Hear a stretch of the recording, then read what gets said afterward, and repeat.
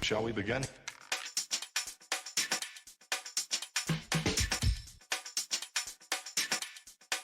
Let's begin now.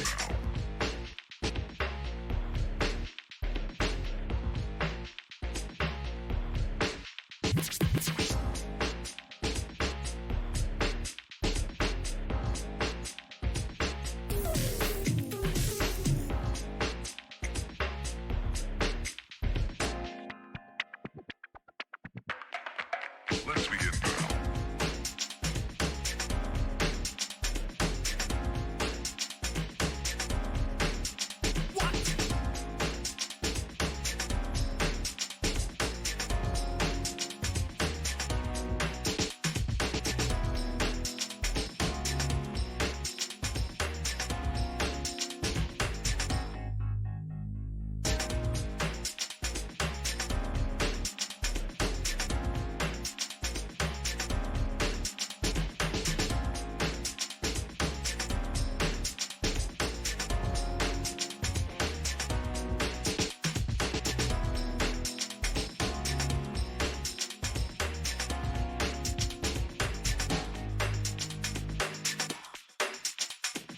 This is not a drill.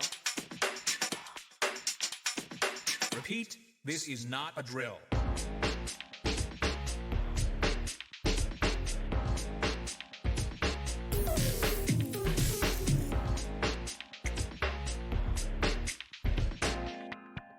Is that all you got? Let's begin now.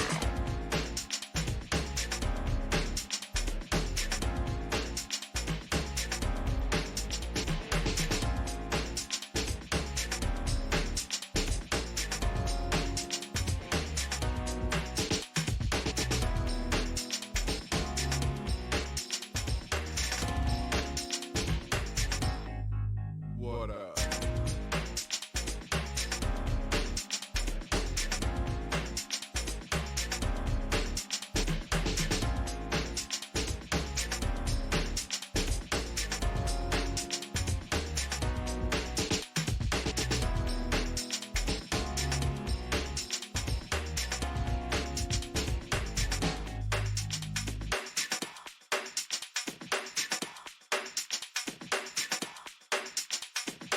Oh, for sure.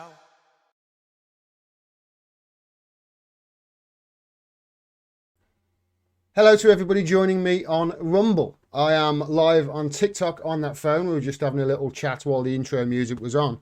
And here we are. Hello to everybody. It's Saturday. How are you? How are you in the chat, everybody? More likes can attract viewers. Yeah, please like that stream, everybody. I'm going to be talking about some wonderful things today and keeping you all informed on what's going on in the world and the stuff that the news aren't telling you. And I'm going to start straight away. With this news.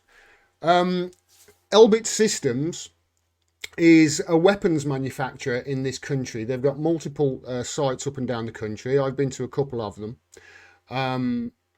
They make drones and parts for the drones that are used in Israel's apartheid of Palestine, shall we say. And they Elbit Systems market these drones as, quote, battle tested. You know, that's the sort of thing that goes on. So they're manufacturing weapons of war and profiting from misery and profiting from an awful situation. And Palestine Action have sustained a action against Elbit Systems and other companies that are in the UK profiting from drone warfare, and also going after their landlords as well, and anybody who's renting out properties to these companies that are manufacturing weapons that are used in crimes against humanity. It's not just Elbit Systems that they're going after, of course. They're also going after, as I said, the landlords. There's one company called Arconic as well that not only sold weapons to parts for drones to be used by Israel against Palestine, but also, lo and behold, they manufactured the cladding that was put on Grenfell. These are great people. These are wonderful people that Palestine Action have been targeting. And well, this is the news, and it's incredible. It really is. I've reported on this over the last few years, and I've reported on how they're winning in court. These people are. They are, spraying buildings with red paint. They are smashing windows. They're causing huge amounts of property damage and disrupting their manufacturing capability and disrupting their business. They've done a fantastic job. And not only that, but they're winning in court because they're arguing in court that what they're doing is nothing compared to what is happening with the weapons and with the products that these companies are making. And judges are ruling on their side, saying, no, this, it's, I think they say it's fair and balanced or something like that. It's a fair amount of action compared to, they know that crimes are going to be committed with these things. So not only have they been winning in court, but now Elbit Systems UK has been fired from 280 million pounds worth of Ministry of Defence contracts. This is a massive win. There's no doubt about it. I read this article from Palestine Action. Defence Procurement Minister Alex Chalk has confirmed that Elbit Systems UK have been kicked out of a £160 million contract to deliver training for the Dreadnought class submarine crew. Now, you have to understand that although they've got contracts for the Dreadnought class, had contracts for the Dreadnought class submarine crew, the action against them must really be disrupting the business and must be disrupting their ability to, get orders out on time, pay clients, etc. And now they've been booted out of that contract. Chalk further confirmed negotiations are ongoing for their departure from the £123 million Project Sherborne Navy training contract. Elbit's share price has continued to plummet, down 17% in a month, as the beleaguered board of Israel's largest arms company see that the end may be in sight for their presence in Britain. That seems what it is here. £283 million pounds worth of contracts is a huge amount to lose. Operational sovereignty concerns see Elbit forced out of Ministry of Defence contracts after Palestine Action dismantle, disrupt and jeopardise the security of Elbit's operations. I've been reporting on this for years now. I've been to Shenston and I've been to Arconic in Birmingham. And when they turn up at these places, they shut the place down. There's nobody going in or out. It's windows are smashed, property, they get through, and I've seen motors for drones that have been smashed by getting through the windows and just dropping bricks on them. It's been quite violent, but it seems that the only way that they could stop this from happening, because the normal chains of chains were being blocked by the government, so they took it into their own hand. Andrew Feinstein, who I've met, and he's a great person. He was a politician in South Africa during the Mandela coalition. I strongly suspect that they have lost these contracts as a consequence of the direct action group Palestine Action having so successfully revealed the brutal reality of Elbit's gross human rights abuses, especially in enforcing the illegal occupation of Palestine by Israel. Not that the UK government will ever admit this. No, of course not. Ministry of State for Defence Procurement Alex Chalk has confirmed that Elbit Systems, a subsidiary of Israel's largest arms company Elbit, has been forced out of a lucrative contract to deliver training for the Dreadnought submarine and Royal Navy crews. The Ministry of Defence has ejected Elbit from a contract worth £160 million covered that in the intro. The loss of these contracts is a huge blow for Elbit, with their attempts to gain Ministry of Defence favour a major reason for their manufacturing presence in Britain.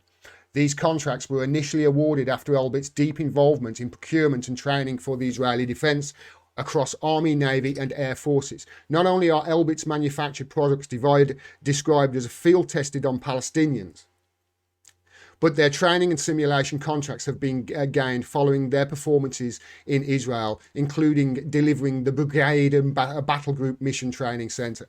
That contract for those contracts for the Dreadnought class of submarines. In my previous life as a salesman, I was actually working in the oil and gas industry, and I had a guy who was working on a contract for the Ministry of Defence actually called me and say I was working in a machining company at the time, and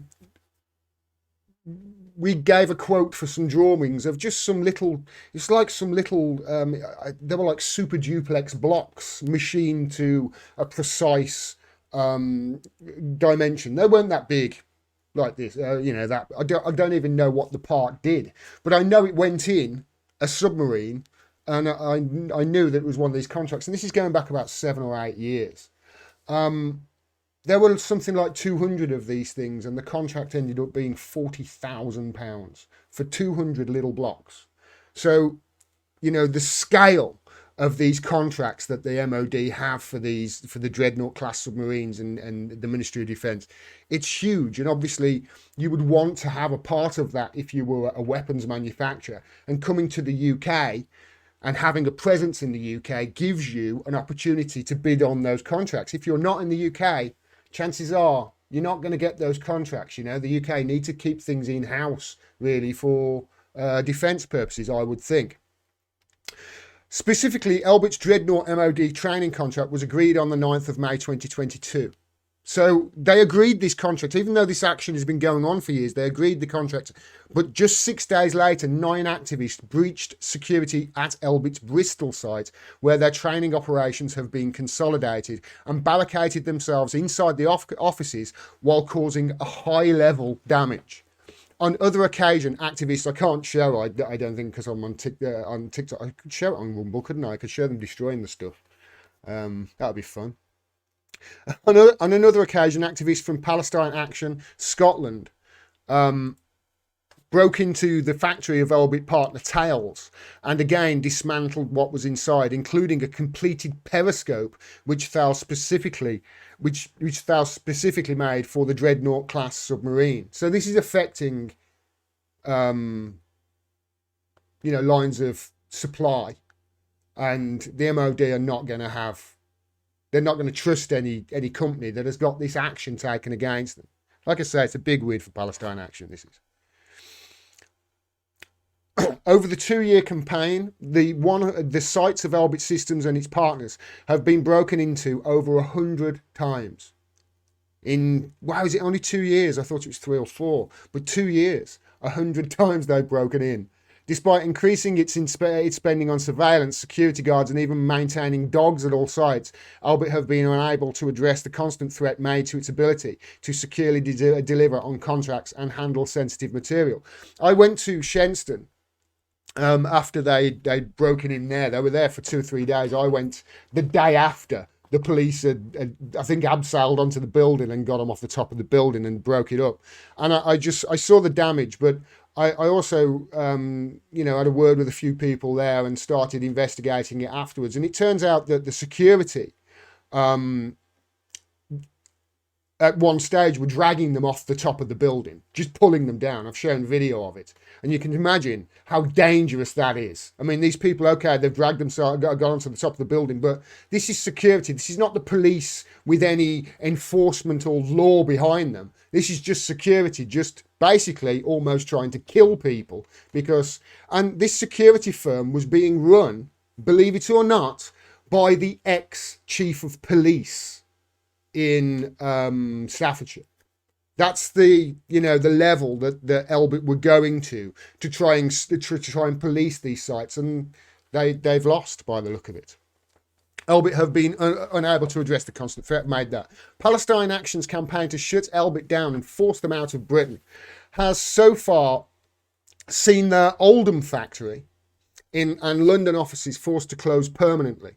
Actions taken against Elbit partners such as Thales, APPH, JLL have seen Elbit appear a decreasingly safe consortium member, while they simultaneously struggle to recruit for British posts, potentially as a result of strong reputational harm done. The factory at Shenston wasn't called Elbit, it was a subsidiary of them. The one in Birmingham was Arconic. I can't remember the one in Chenston. I'll have to have a look at that. Andrew Feinstein, arms industry expert and author of the Shadow World Inside the Global Arms Trade, stated in relation to these events. This is what Andrew Feinstein said. Incredible man that he is. The loss of these contracts is a major crisis for Elbit and raises questions over the future of the controversial company in Britain. The government claims that it has happened as a part of a sovereignty drive, but the reality is that many other foreign defence companies continue to play vital roles as suppliers of equipment and services to the UK's armed forces. I strongly suspect that they have lost these contracts as a consequence of direct action group Palestine Action having so successfully revealed the brutal reality of Elbit's gross human rights abuses, especially in enforcing the illegal occupation of Palestine by Israel. Not that the UK government will ever admit this. Like I say, the UK government are saying that it's a sovereignty drive. Well, I mean, if Elbit are closing down, it's bye-bye Elbit in this country, isn't it? You know, we shouldn't be manufacturing, and we shouldn't be letting weapons of war being manufactured in this country to go off and be used in crimes against humanity. It's not just Israel. It's, you know, we're propping up dictatorships in Africa as well. And we're nice, good friends with the Saudi Arabians as they committed genocide in Yemen. You know, and we sell them all the weapons and the missiles that are then used to bomb the water towers, while Yemen has the largest outbreak of cholera ever in history. And we're selling the Saudis weapons and missiles to bomb the water towers in Yemen. Palestine Action is a network of groups. Well, that just tells you who they are at the bottom there. So yeah, what do you think about that in the chat on TikTok, everybody? What do you think? Elbit Systems, it looks like. Well, I mean, they've lost they've lost big contracts, and they're going to struggle. They are going to struggle to carry on, I would have thought, in the UK. Well done, Palestine Action, I say.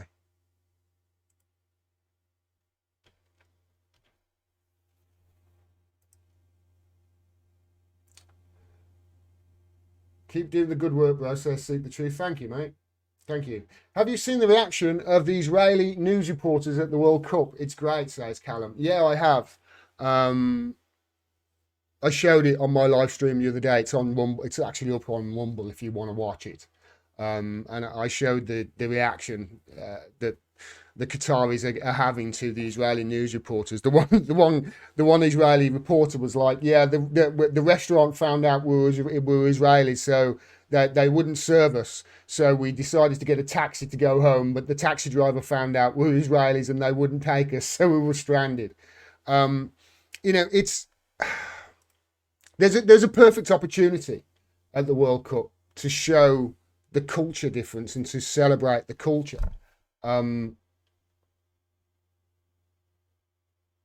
It's sad, really, that the media have decided to go down this anti. You know, let's face it, it's a racist route that they're going down with their reporting of it.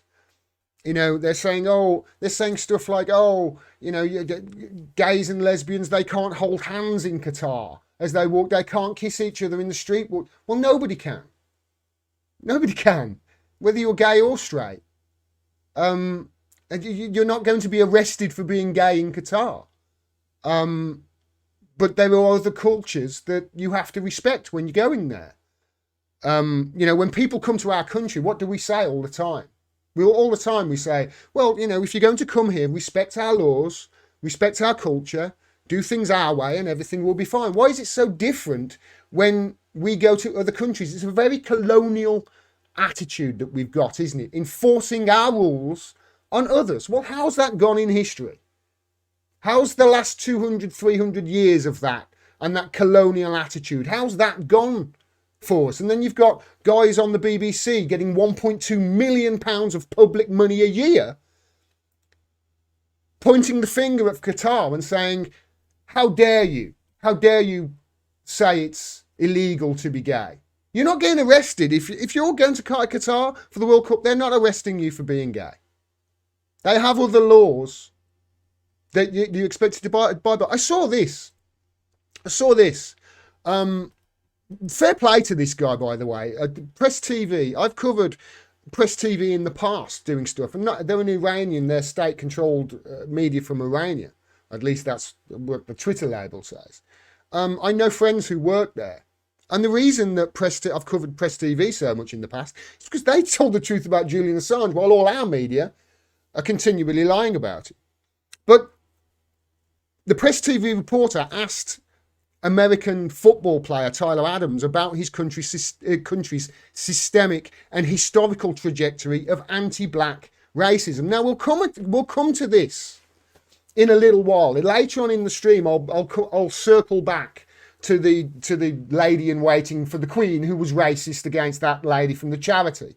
You know, I mean, our culture in the UK is racist, and we've got a history of racism. Our royal family, as you can see, is probably racist. Our media is racist. The establishment is racist. Who are we to point pointing fingers? This is a great question. Listen to this. Tyler, this question is for you. My name is Mila Javamardi from Press TV. First of all, you say you support the Iranian people, but you're pronouncing our country's name wrong. Our country is named Iran, not Iran. Please, once and for can you imagine if I said the Ukraine to an American? They'd go mad at me, wouldn't they? They'd say it's not the Ukraine, it's Ukraine. You don't call it the Spain, do you? You know, they'd say stuff like that. They don't call it the France. Well, actually, they do. They call it Le France. But don't you find it's really, what's the word? Americans do this a lot. It was Iraq for 20 years, even though they knew it's called Iraq, not Iraq. And it's the same with Iran. I think it's done on purpose. let's get this clear. Second of all, are you okay to be representing a country that has so much discrimination against black people in its own borders? And we saw the Black Lives Matter movement over the past few years. Are you okay to be representing the US? Meanwhile, there's so much discrimination happening against black people in America. My apologies on the mispronunciation of your country. Yeah, that being said, you know, there's discrimination everywhere you go. You know, one thing that I've learned, especially from living abroad in the past years and having to fit in different cultures and kind of assimilate into different cultures, is that in the U.S. we're continuing to make progress every single day. You know, growing up for me, I grew up in a white family with obviously an African American heritage and background as well. So I had a little bit of different cultures, and I was very easily able to assimilate in different cultures. So you know, not everyone has that ease and the ability to do that, and obviously it takes longer to understand. And through education, I think it's super important. Like you just educated me now on the pronunciation of your country. So. Yeah, it's a process. I think as long as you see progress, that's the most important thing. So what progress has there been in America then? You know, to be fair to that guy, Tyler Adams, you know, fair play to answering the question. And it's horrible that the sports people are being, you know, that the footballers are almost being shoehorned into this debate, you know, and it's sorry. But you can see now from the other side, can't you? The World Cup in 2026 is going to be in America. What progress has been made in America on racism and the anti-black nature of the country? Because I haven't seen none. I remember the Black Lives Matter riots a few years ago when Trump was involved. What progress has there been? You know, since that guy leant on George Floyd's neck, black people are still getting shot every day. Every day. I've seen countless black people who've been murdered, unarmed black people who've been murdered by the police. Since George Floyd, nothing has changed. Nothing. So what progress has been made there? You point the fingers at Qatar as if, oh, you know, it's answering there as if, oh, there's no progress in Qatar. Well, what progress has there been in America? I want to, while I'm on this point, right, when I say what progress there's been in America, what progress has there been in America? And who are we to be pointing fingers at Qatar and Qataris and saying, change your culture? I'm going to find this video for you. You've probably seen it. Oops, excuse me. You've probably seen it.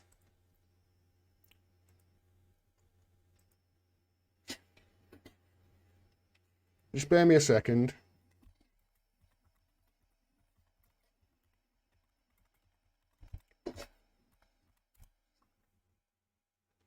But it's a very good video. It'll be a good video to just explain what I'm talking about here and just saying what progress has there been in America on the racism compared to, you know, the gay rights in Qatar. Just listen to this. Where are 1% of American adults? Jail. Yes. 3 million people. Did you hear that? Where are 1% of American adults? Jail. Where are 1% of American adults? Jail. Yes. 3 million people are locked up. Well, 2.3, which See, is all- 1 in every 99.1 adults. No society in history has imprisoned more of its citizens than the United States of America. So 5% of the world are American, 25% of all prisoners Isn't the are real American. controversy 5%. I'll play this all again, by the way, because I've just realised that I wasn't showing it in the background. But that's 5% of the world is American, and they've got 25% of the world's prisoners. And when you find out the percentage of black versus white in these prisons, you are not going to be surprised. I'll play it all the way through without interrupting. Where are 1% of American adults? Jail. Yes. 3 million people are locked up. Well, 2.3, which See, is all- 1 in every 99.1 adults. No society in history has imprisoned more of its citizens than the United States of America. So 5% of the world are American, 25% of all prisoners isn't the real are American. controversy with this the business end of it? Well, that's true. It's also, as you say, right, it is a business. Because it's not just license plate, they make loads of stuff. You're not allowed to bring into America anything that's been made by forced labour or prisons. But in America, you can almost say, if you were so minded, that they've reinvented the slave trade. They produce, for example, 100% of all military helmets, ammunition belts, bulletproof vests, ID tags and other items of uniform, 93% of domestically produced paints, 36% of home appliances, 21% of office furniture, which allows the United States to compete with factories in Mexico because, of course, obviously the workers can't refuse to work. Where are one... They've legalised slavery in America. They've legalised slavery. In 2026, when the UK go to America, do you think Gary Lineker, first of all, do you think the opening ceremony will be shown live on the BBC? I'm betting you it will be. And second of all, do you think that that Gary Lineker is going to do an opening monologue at the beginning of the 2026 World Cup, pointing fingers at America and saying, yes, it's a controversial World Cup because we're having it in a nation that's legalised slavery and a nation that has no health system, universal health system whatsoever, the only Western country without one, where it costs twice as much to be for insurance for your healthcare as any other country, and it's what, down there in about 20th or 30th, costs twice as much, it's half as good.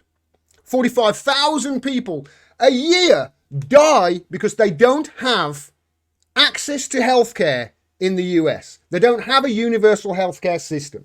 They have to pay for it. We all have to pay for it, the people who can.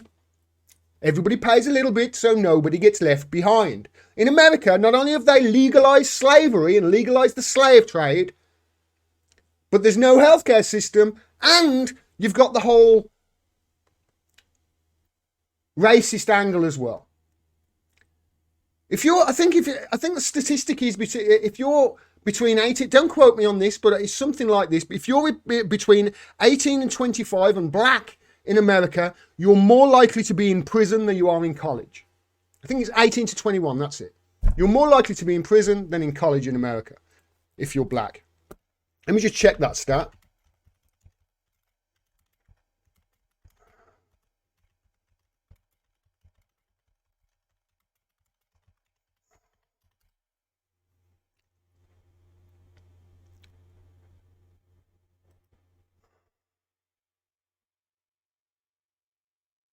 Also, I've just noticed this. Do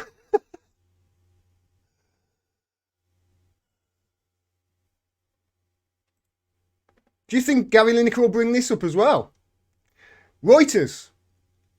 This is from Reuters from 2016. LGBT individuals are more likely to be incarcerated in the US. Lesbian, gay, bisexual and transgender individuals are disproportionately incarcerated, mistreated and sexually victimized in US jails and prisons, researchers say. This is from a few years ago. You think Gary Lineker's going to be talking about this in 2026? I think not. Let me check that stat.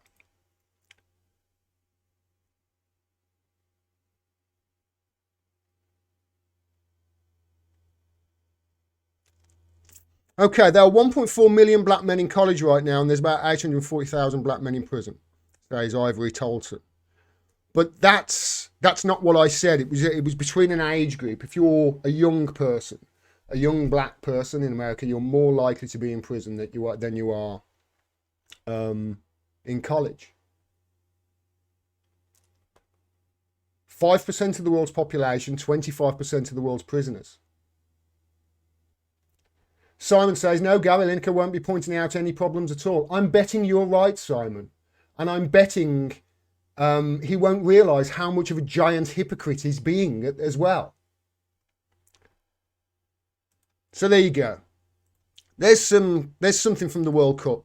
There's other stuff going on at the World Cup, by the way, that, I mean, they could be showing the culture from Qatar.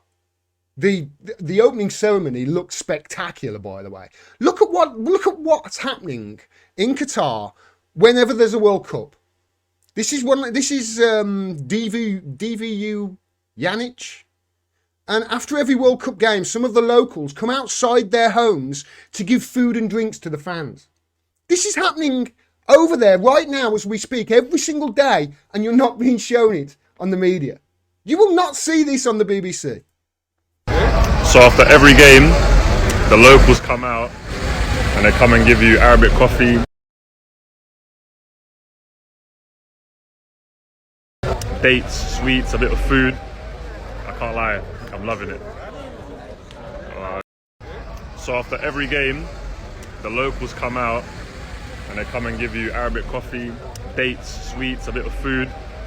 I can't lie, I'm loving it. Wow, it's amazing. Thank you. Amazing. Shukran.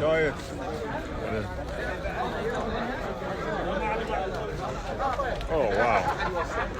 Hello, brother. Thank you, brother. Thank you. Look at this. Thank you, little man.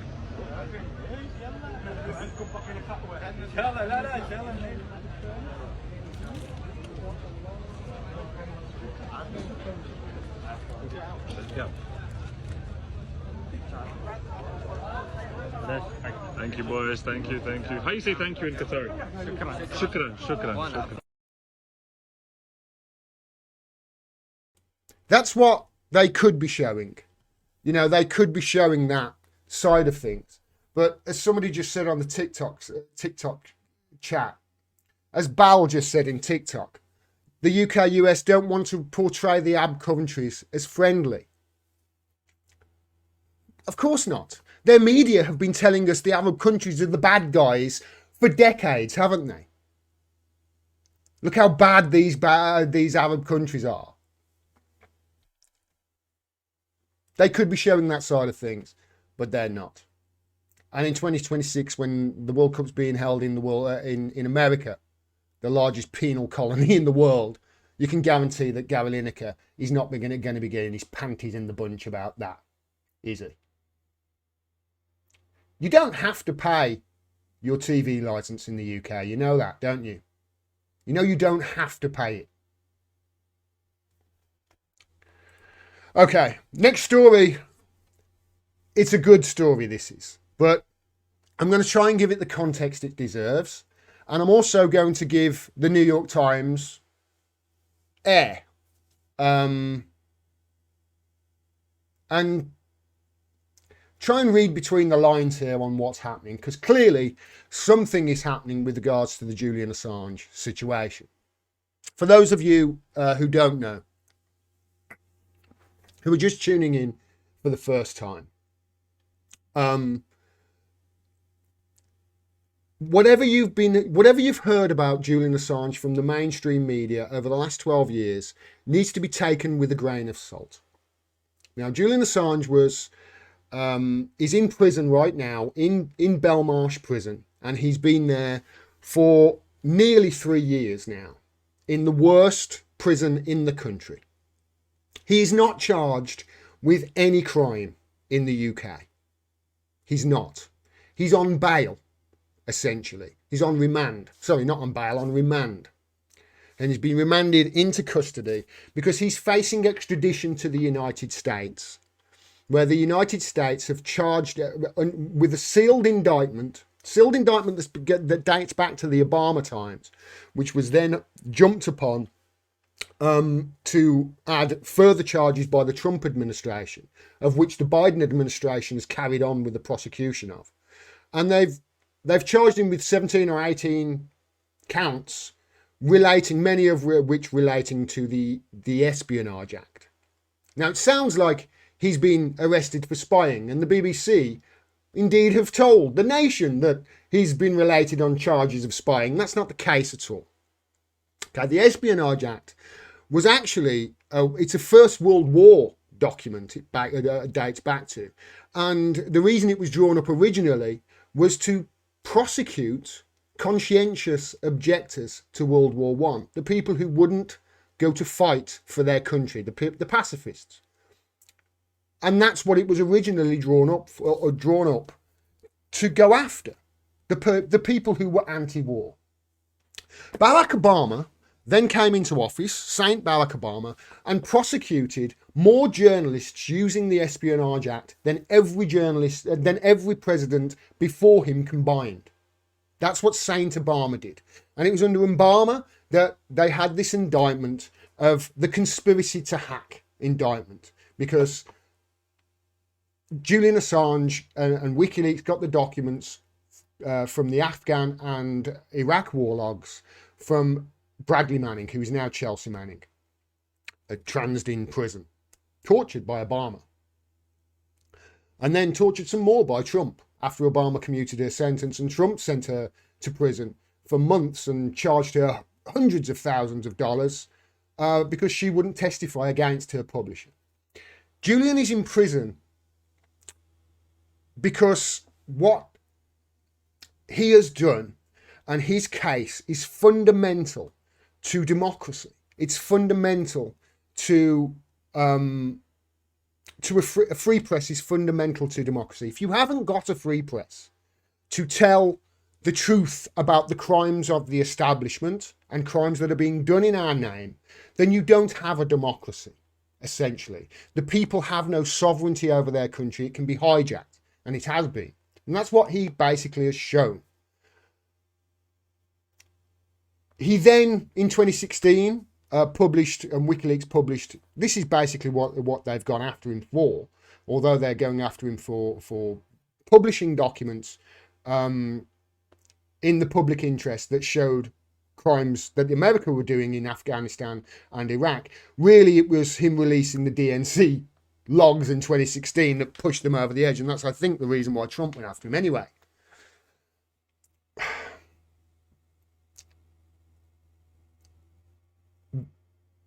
The Iraq and Afghanistan war logs were published not just through WikiLeaks, they were published in conjunction with El País, with Der Spiegel, El País in France, Der Spiegel in Germany, The Guardian in the UK, and the New York Times and Washington Post in the United States. They all published them.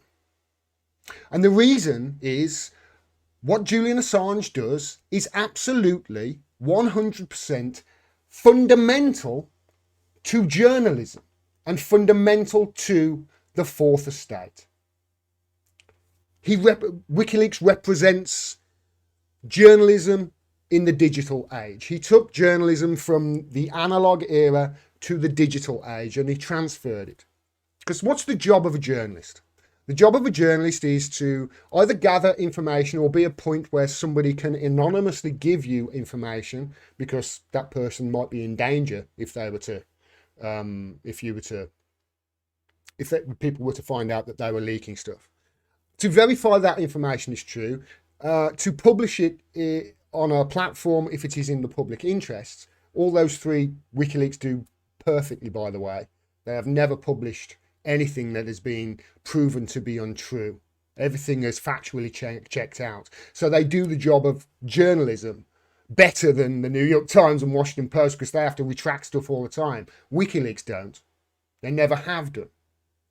So those three things they've done flawlessly. And then the fourth thing, to protect their source, because obviously the source might be in danger and leaking stuff is a crime. Publishing it isn't, leaking it isn't. That's why Chelsea Manning went to prison, or Bradley Manning went to prison. They've never outed a source either, even though Julian has given a nod and a wink to the Seth Rich situation, as I've pointed to on many occasions. But Seth Rich he was shot in the back twice in a robbery gone wrong. What do you call somebody who's shot in the back twice in a robbery gone wrong? What do you call somebody who's shot in the back twice and nothing was taken? A robbery gone wrong or a murder? Anyway. The reason Chelsea Manning was found out to have leaked these documents is she confided in somebody else on the internet and they informed the FBI. It wasn't WikiLeaks or anything WikiLeaks did that outed Chelsea. They've got a perfect record of protecting their source as well. And that's why it fundamentally goes to the core of democracy, the Julian Assange case. And it's why I have reported on it so much over the last few years. Obviously there's the whole human rights issue and the fact that we are psychologically torturing this man in this country. And it's us that are doing it, not Saudi Arabia or Qatar. We are torturing a journalist for having a perfect record. We're doing it. Not China or Russia, we are. And then we're pointing fingers elsewhere and saying, why aren't you democratic? We are in the digital era now. Information is not just valuable, but it can be weaponized. And with all the people around and all the hacking availability, if one nation wanted to hurt another nation, they can always publish some stuff about that country. And then that country will have to not report on it at all and sort of shield their people from view because, look at how terrible we are. A prime example of it at the moment is the Labour files. Have you seen the Al Jazeera documentary? Al Jazeera, by the way, where's it from? If you want to know why the BBC are so anti-Qatar, well, the Labour files from Al Jazeera, this came from a leak of documents. It's the largest leak ever of any UK political party in history. It's documents that date back, I think they said 0.5 terabyte, and it goes back to 98. These files, and it includes the whole disciplinary process that Labour had all the way through this anti-Semitism crisis while Jeremy Corbyn was leader. The Al Jazeera documentary shows, it's in black and white, I'm afraid, it proves that the Labour Party are anti-black. They are anti-black,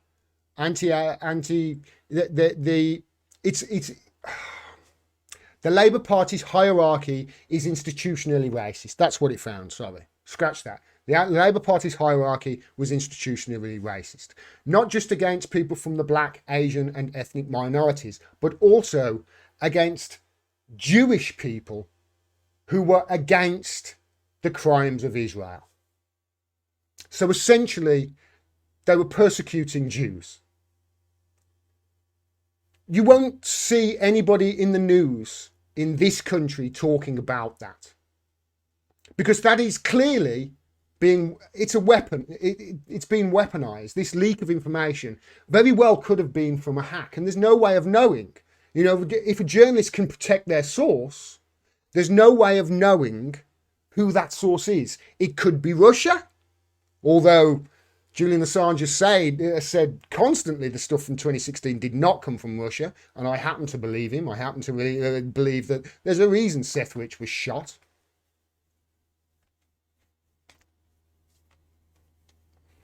There's a reason that the FBI want to seal the contents of Seth Rich's laptop for 66 years.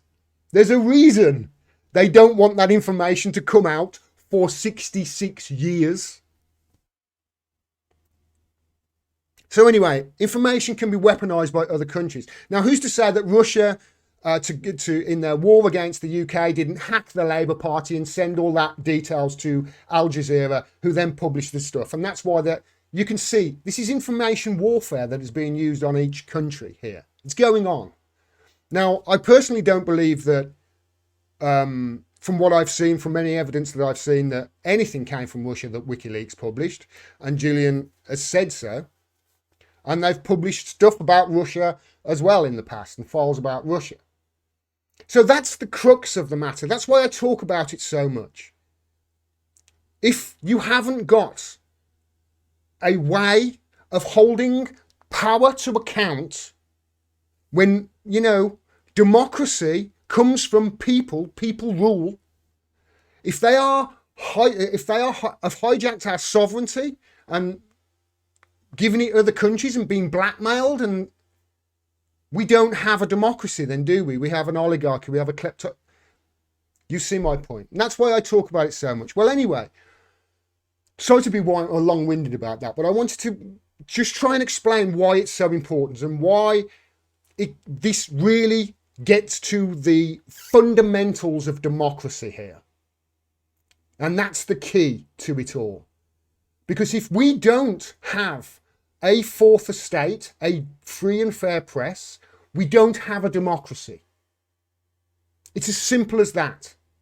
And right now, the UK government have signed an extradition to extradite this journalist to the United States, the very country that not that long ago, according to over 30 intelligence officials, both serving and acting, were drawing up plans to kidnap and kill him in the centre of London.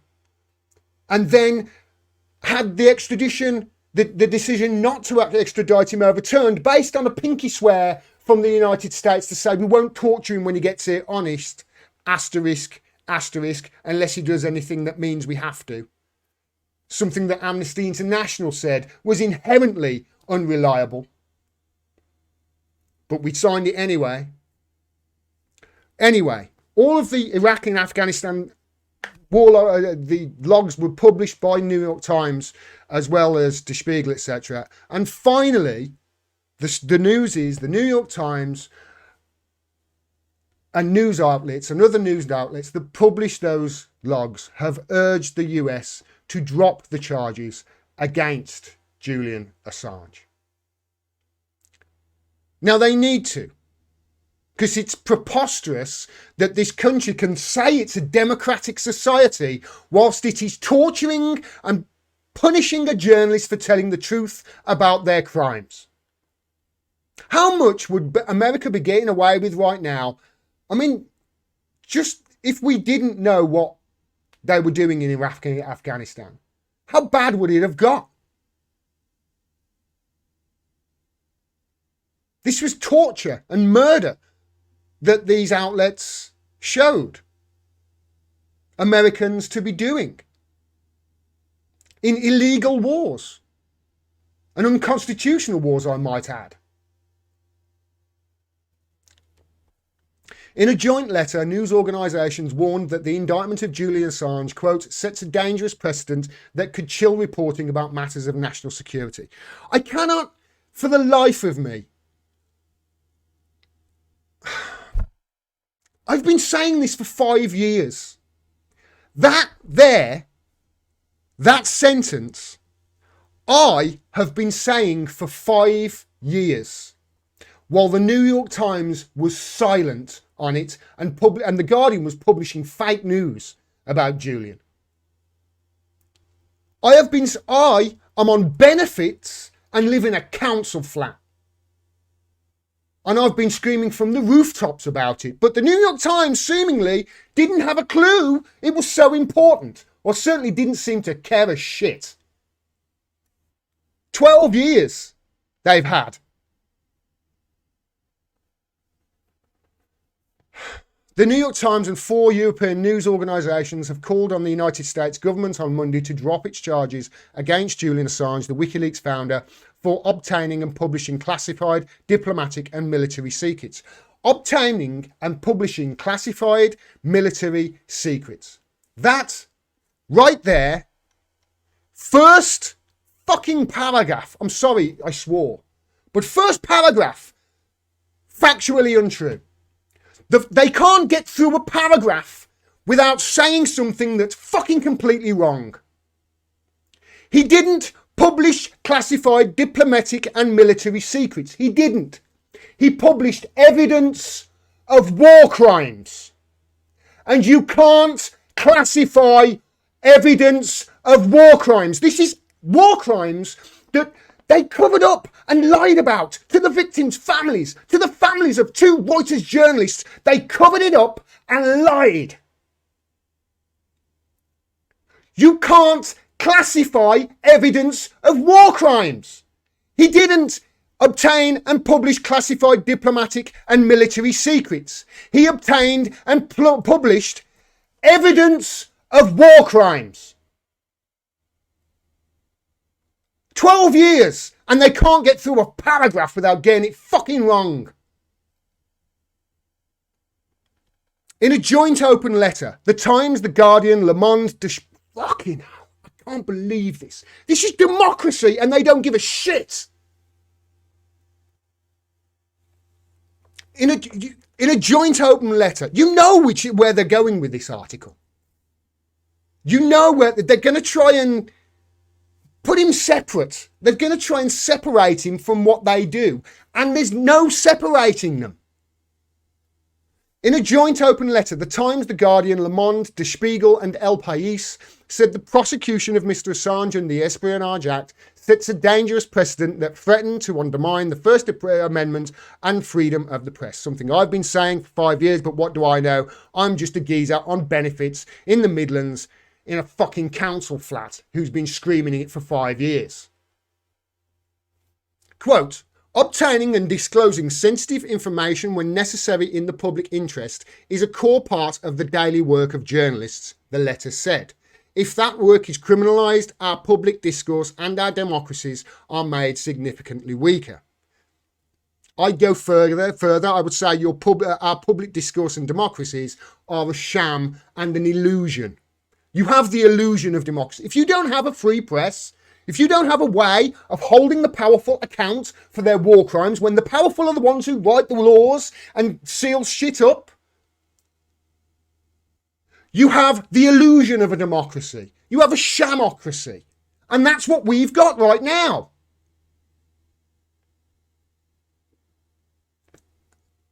It doesn't matter where the truth comes from. If it's the truth, if the truth is the Labour Party has a hierarchy of institutional racism, then that's the truth. It doesn't matter whether Qatar hacked it or Russia hacked it and gave the shit to Qatar. It doesn't. Report on it, you racist bastards. Mr. Assange, who has been fighting extradition from Britain since his arrest there in 2019, is also accused of participating in a hacking-related conspiracy. A hacking-related conspiracy that the main witness, Siggy Thordarson, Siggy the hacker, admitted to a journalist that I met and had a conversation with. He admitted that he made the whole thing up and conned the FBI, admitted that it was total bullshit. But the FBI fell for it hook, line and sinker because they wanted Assange so badly. And Siggy could see that, so he made this whole shit up for what? Immunity against his crimes. Because guess what? He was a pedophile. Convicted pedophile and fraudster. So the FBI gave him immunity. And he made this whole shit up about this hacking conspiracy, and they put that in their indictment. Do you think the letter's going to say anything about that I just said? Let's read on, shall we? By the way, that's Siggy the hacker. He's now in jail in Iceland. Iceland had to resurrect a decades-old law that hadn't been used for ages to stop what they called, quote, a crime spree that this convicted fraudster and pedophile was committing in countries around the world. They had to arrest him on his way back from holiday in Spain using a decades-old law to stop a crime spree that the FBI facilitated because they were trying to go after Assange and they didn't care whether it was lies that they were basing their indictment upon.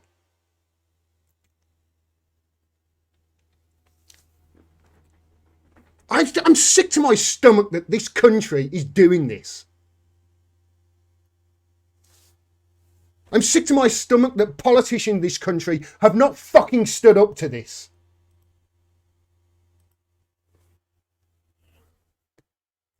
Each of the 5 organisations had worked with Mr. Assange in 2010 and 2011. Yeah, and then threw him under the bus as soon as the United States went after him. Because they're spineless. And they don't really care about a free press or democracy. They're owned and operated by the intelligence services.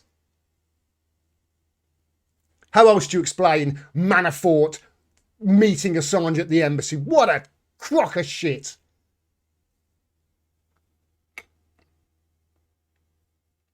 Each of the 5 organisations had worked with Mr. Assange in 2010 and 2011 during the events at the heart of the criminal case. WikiLeaks, which obtained leaked archives of classified American diplomatic cables and military files, gave early access to the troves to traditional news outlets which published articles about notable revelations. Okay, that's true. A spokeswoman for the Times, Daniela Rhodes, said that the company's publisher, A.G. Sulzberger, in consultation with the legal department, decided to sign the letter. The newsroom was not involved. So this is the lawyers that have signed it. The case against Mr. Assange, of course, the newsroom was not involved. The newsroom have capitulated for 12 years, have bent over and grabbed their ankles while the intelligence services have been feeding them bullshit.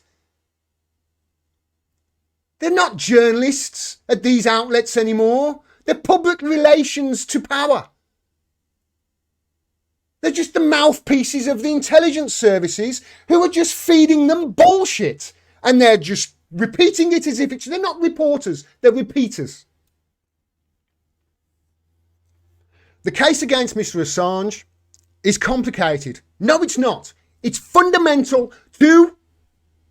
It's not complicated. It's fundamental to journalism. I've just explained it very clearly in 5 or 10 minutes. Very clearly. Nobody watching this is confused right now as to how important this is.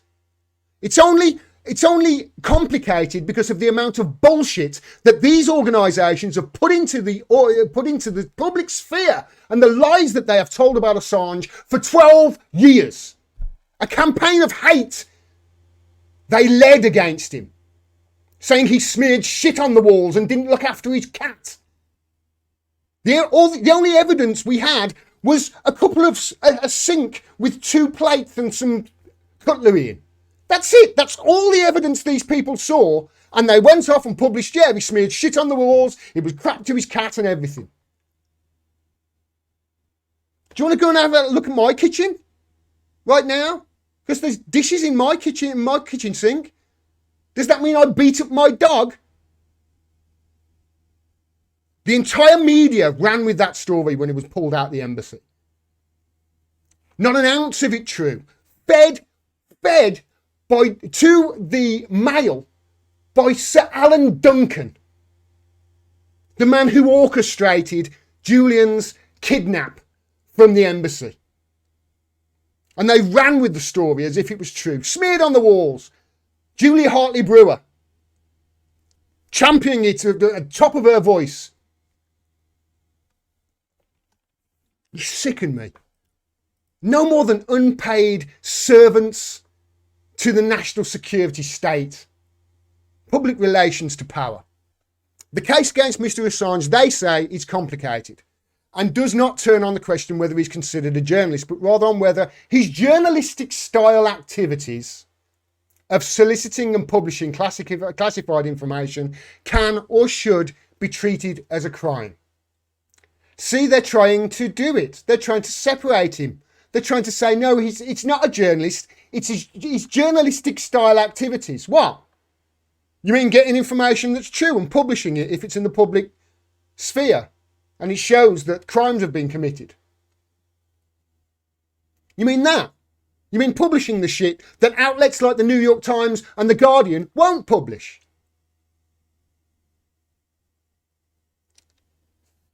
The letter comes as Attorney General Merrick Garland has sought to rein in ways in which the Justice Department has made it harder for journalists to do their jobs. In October, he issued new regulations that ban the use of subpoenas, warrants or court orders to seize reporters' communications records or demand their notes or testimony in an effort to uncover confidential sources in leak investigations. Well, guess what? Trump might get elected. Trump might come back in 2024. What are we going to do then? Because I could show you a clip from Trump on the campaign trail where he is literally this year saying, yeah, why can't we get a journalist and bash their fucking head in so they'll give us their source?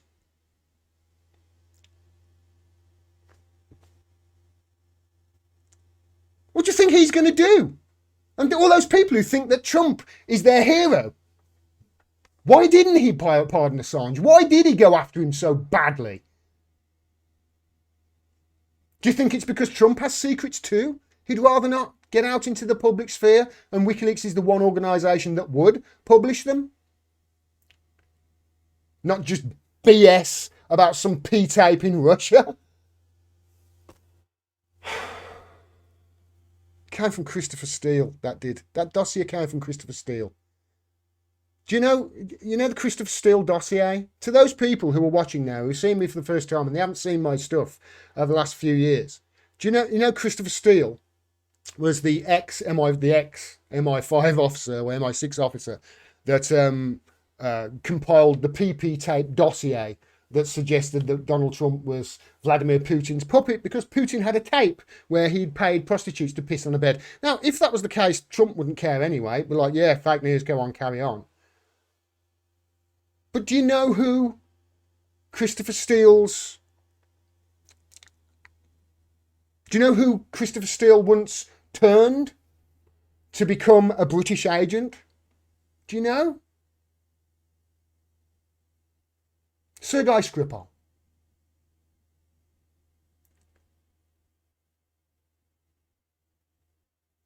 Do you think that's a piece of information that, explains a lot of shit over the last few years? When the Skripals, when the Skripals were poisoned, do you know what a D notice is? So a D notice, I'll come back to that article, by the way. This is why this case goes at the fundamentals of democracy, this does. This is why they're all so quiet on it, because they're all such good little boys and girls going along with the establishment as they take your democracy from underneath you. A D notice is something that the UK government issues occasionally. I say occasionally, it's frequently, if you ask me, on the media to stop them from publishing something if it is against national security. And fuck off trying to begging me for money. Piss off, Wikipedia. Begging me for money. Go away, I've got none. Have you seen the cost of gas in this country? Can't afford to heat my... Anyway, A D notice, also called a DSMA notice, is an official request to news editors not to publish or broadcast items on specific subjects for reasons of national security. Now, often this is the government just trying to cover shit up, but it can be used for good. For instance, there was in Iraq, it can be used to protect troops in Iraq. There was an ingenious way that the troops were avoiding getting blown up by roadside bombs, and they issued a DSMA notice on the news in this country from publishing that, because obviously if they published it, the quote bad guys in Iraq would circumvent that way that they were avoiding the roadside bombs. You see what I mean? So a D notice can be used in when Sergei Skripal was poisoned. Guess what the UK government did? They issued a D notice almost immediately. Before we knew, and remember the story changed about 5 or 6 times, but before anything, within I think that night, they issued a D notice on the news agencies that the names Orbis Business Intelligence and, oh God, the other name, I forget, there was Christopher Steele, Orbis Business Intelligence, and there was another guy, and I can't remember his name now. But they said, yeah, don't mention these 3 things. One of them was Christopher Steele. The company that he worked for was Orbis Business Intelligence. The same Christopher Steele that compiled the PP tape on Donald Trump. Do you kind of get the feeling that we haven't been told the truth about Sergei Skripal? The army nurse was the first person. The army nurse was the first person to to be on the scene. Her daughter was just walking past, apparently. Yeah, the army nurse. Not an army nurse, the army nurse. The head army nurse. Yeah, we haven't been told the truth about that. This is why Julian's in jail. That happened weeks before Duma. And what happened in Duma? Well, apparently Assad did the one thing that would bring, right at the point of winning the war, did the one thing that would make powers greater than he bomb him, to which he'd have no response to. Does that make sense? He was silenced. Round that time, Julian was. And then a year later, dragged down.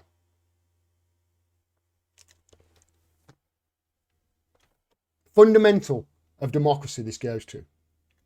Mr. Assange and WikiLeaks catapulted to global fame in 2010 when he began publishing classified videos and documents related to the United States wars and its foreign relations. Incorrect, New York Times. Mr. Assange and WikiLeaks catapulted to global fame in 2010 when he began publishing evidence of war crimes. And you can't classify a war crime. That in itself is a crime. Why is it a geezer in a council flat on benefits 6,000 miles away from the US knows this, but the leading paper in the United States, the news outlet of record, can't seem to get it through their thick heads? It eventually became clear that Chelsea Manning, a former Army intelligence analyst, had provided the archives to WikiLeaks. It eventually became clear because she confided in somebody else who informed the FBI. That guy, by the way, who informed the FBI, committed suicide. She was sentenced to 35 years in prison after a court-martial trial in 2013. President Barack Obama commuted most of her remaining sentence shortly before leaving office. Miss Manning's disclosures amounted to one of the most extraordinary leaks in American history. They included about 250,000 State Department cables that revealed many secret things around the world, dossiers about Guantanamo Bay detainees being held without trial, and logs of significant events in the Afghanistan and Iraq wars that divulged, among other things, that civilian casualties were much higher than official estimates. So there you go. There's the New York Times in that paragraph getting it wrong, and then there, getting it right. So there, publishing classified videos, no, published evidence of crimes, New York Times. Yeah? And you can't classify... It drives me mad. They're torturing this man. And you don't give a shit. They profited from it. When they could use him. Massive story all around the world. They loved the attention. And then as soon as the shit hit the fan, they threw him under the bus. The letter noted that the same five institutions had publicly criticised Mr. Assange in 2011 when unredacted copies of the cables were released. Interesting, they didn't say he released them though, did they? Because he didn't. Despite what Joe Scarborough will tell you, the lying piece of shit.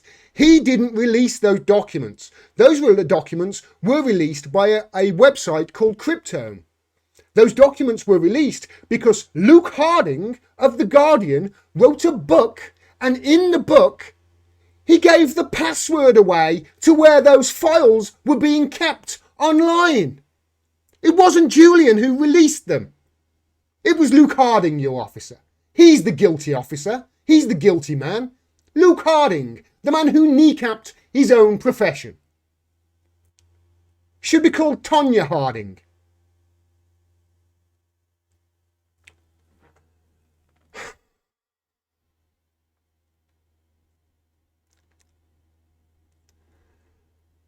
The letter noted the same five institutions, blah, blah, blah, revealing the names of people in dangerous countries who had helped the United States and putting their lives at risk. When Julian Assange, by the way, for those of you who will be, no doubt, when this comes out, you will hear many lies about Julian.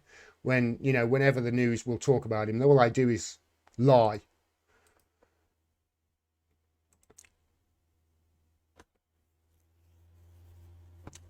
In the trial against Chelsea Manning, the United States could not. The United States prosecution couldn't produce one piece of evidence to say that he endangered anybody's life. The publishing of these documents endangered any life, and the reason is simple: because he didn't publish those unredacted things. And when he found out that this was out there, and this information was out there, there's video evidence of him ringing the State Department and asking to speak to Hillary Clinton and saying it's an emergency that this information is out there and he can help stop it getting out into the public sphere if we act quick enough. And they didn't take him up on it. Julian Assange was trying to help them and they ignored him. And then they prosecuted him for doing the thing that he didn't do. That he rang them up and tried to stop. That was Project Veritas and don't, just because an outlet is an outlet that you don't like doesn't mean that if they publish something factually true, it isn't factually true. This video, go and check it, of Julian calling the State Department, saying emergency. Somebody else doing it for him who's in the room anyway. So they've got this wrong as well. The letter noted that the same five institutions had publicly criticised when unredacted copies of the cables were released, revealing the names of people in dangerous countries who would help the United States and putting their lives at risk. There's no evidence that they put anybody at risk. And there's no evidence that Julian did that at all. So again, that letter's wrong. Well, at Miss Manning's trial, prosecutors did not say anyone had been killed as a result, but officials have said government spent significant resources in getting such people out of danger. But the thing is, Julian didn't release those documents.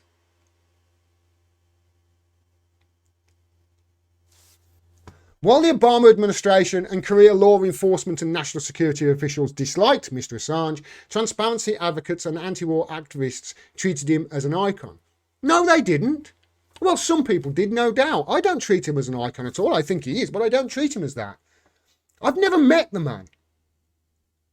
Have you seen Elon Musk? He's a really smart man. He looks like a complete and utter, just an arsehole of giant proportions. He just does seem... Smart people often are.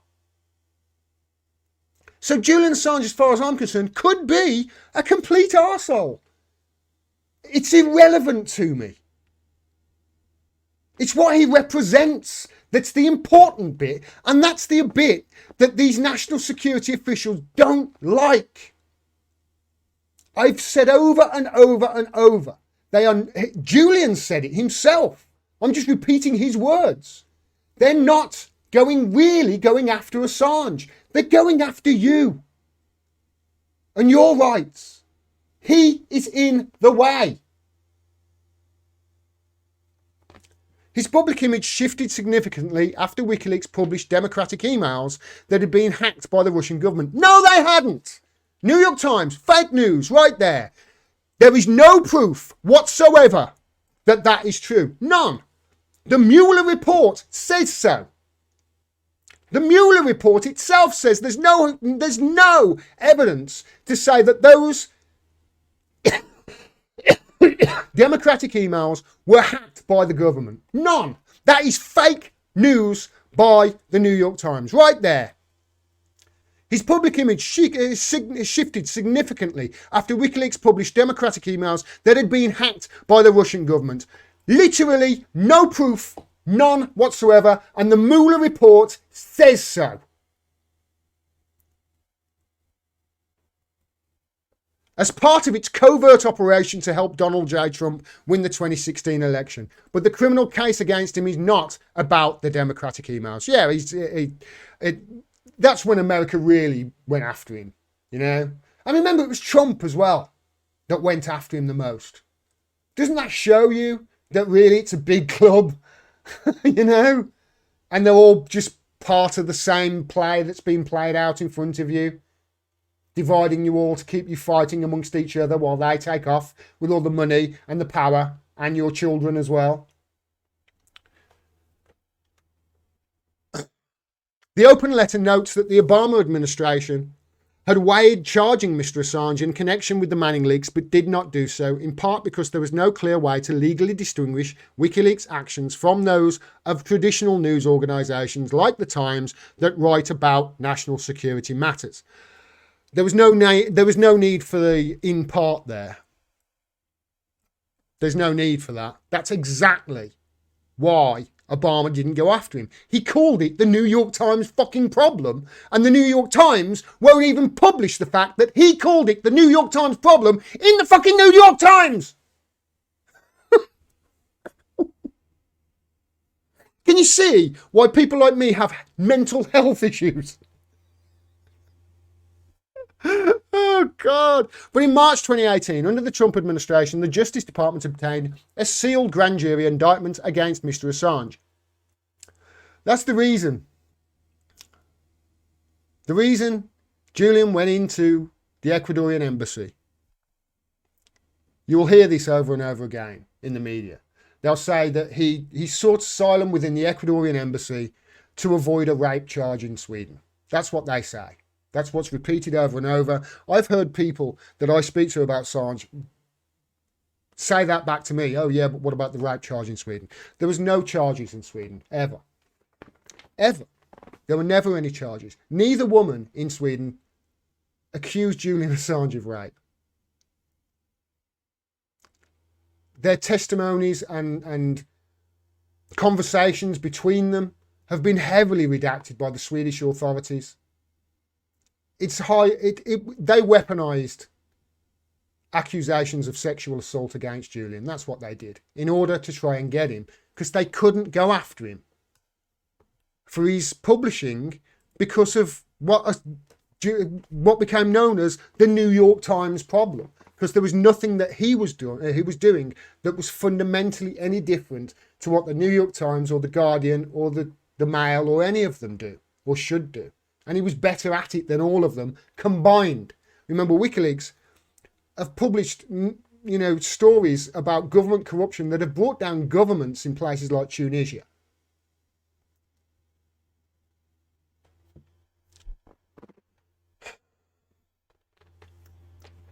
Initially, the charges sidestepped issues of press freedom, narrowly accusing him of hacking-related offence by offering to help Miss Manning mask her tracks on a secure computer network.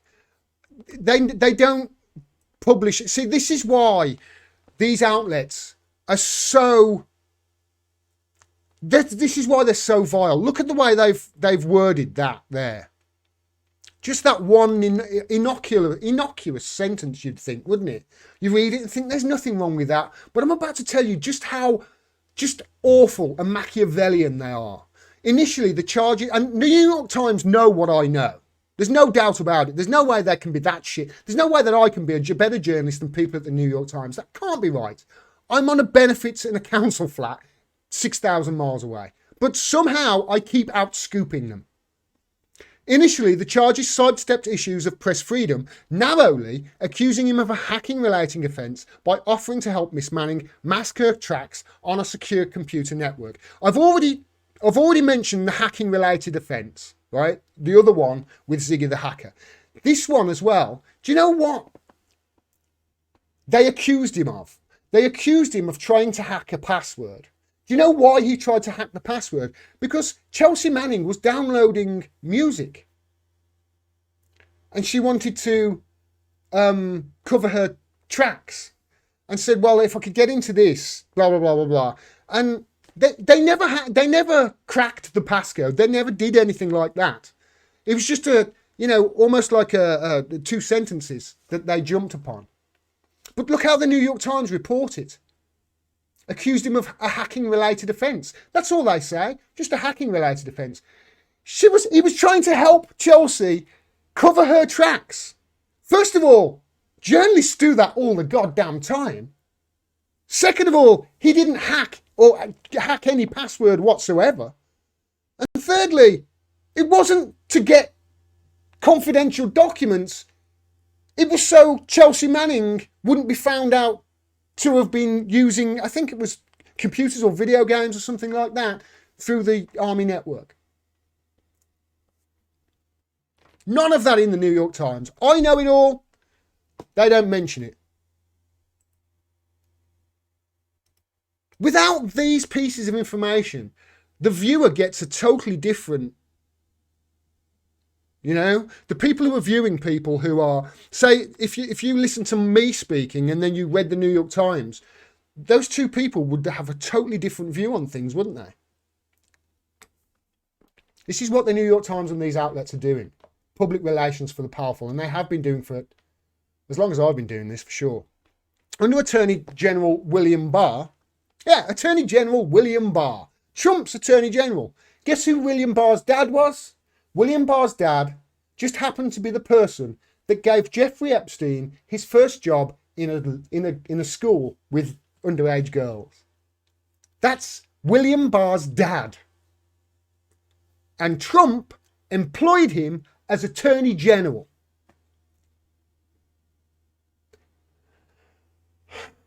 Trump's a hero, though, according to some people. By the way, I think the Democrats are worse than the Republicans, just in case anybody says, oh, yeah, it's a Biden. No, I think actually, this lesser of two evils, I don't think the Democrats are the lesser of two evils anymore. I think they're further to the right of the Conservatives. They certainly are on war, let's face it, of the Republicans. And the same, I'll show you in this stream, actually, the same can be said of Labour in this country on certain issues. The Overton window has just been shifted to the right as the months go past. It's just like, this is the amount that you can talk about. You can't talk about this and you can't talk about this. And they're just shifting it all the way. Biden is, they're calling him a far left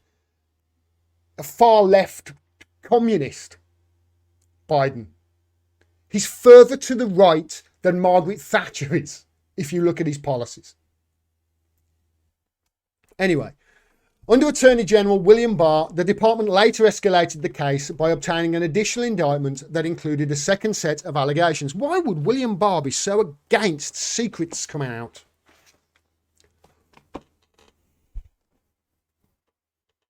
Why would William Barr, the son of the guy who gave Jeffrey Epstein his first job in a school, why would he not like secrets, evidence of crimes? Anyway, why would Trump, for that matter? Do you see why this gets at the core of journalism and the core of democracy? This is the fourth estate at stake here.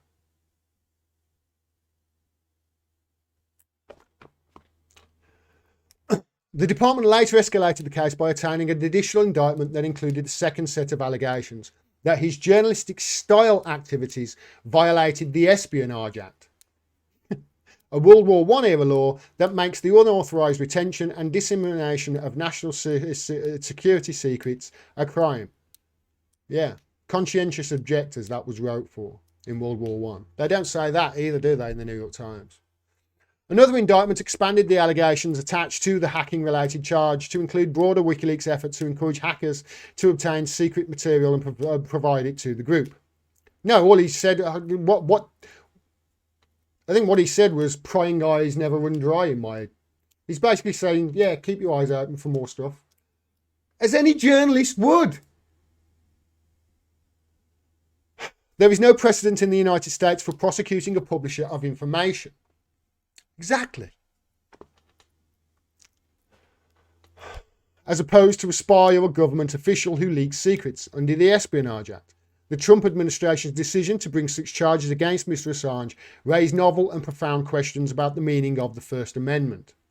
For now, those issues have not been tested in court because the case is paused while Mr. Assange fights extradition. But the open letter called on the Justice Department to drop the Espionage Act charges. Holding governments accountable is part of the core mission of a free press in a democracy, the letter said. It's about goddamn time. It's about time.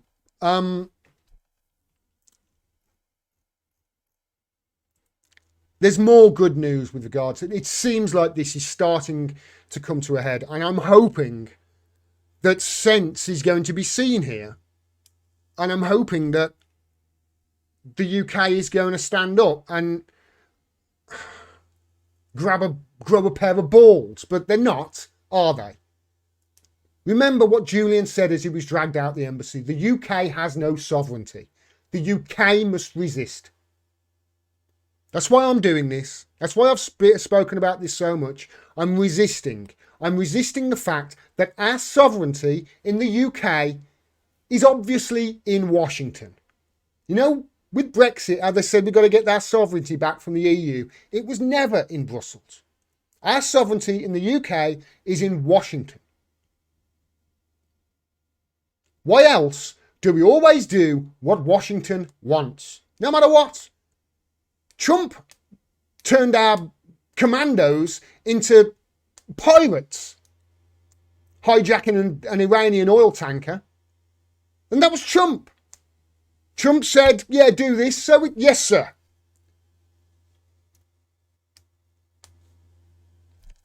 The same guy that our media was saying was a puppet of Russia. This puppet of Russia, our government was saying he's... And then he says, hijack that tanker. Yes, sir. No problem. The, oh, shit, where's my mouse gone? There it is. The representatives of WikiLeaks are in Brazil at the moment on a sort of a tour. That's Christian Ramson. And I can't remember. I've met him. And I can't remember his name.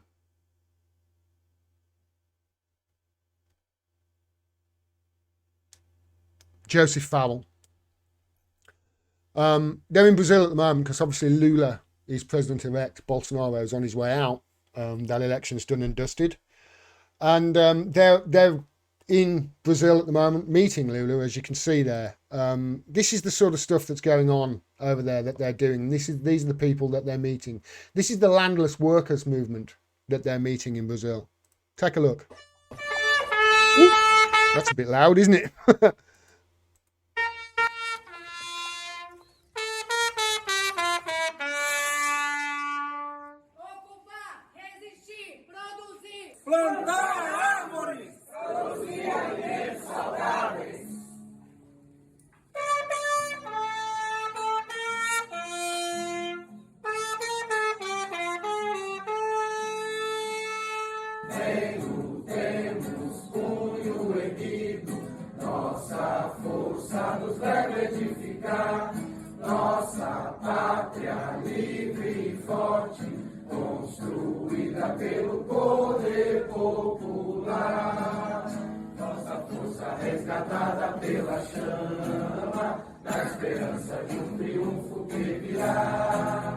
Forjaremos dessa luta com certeza.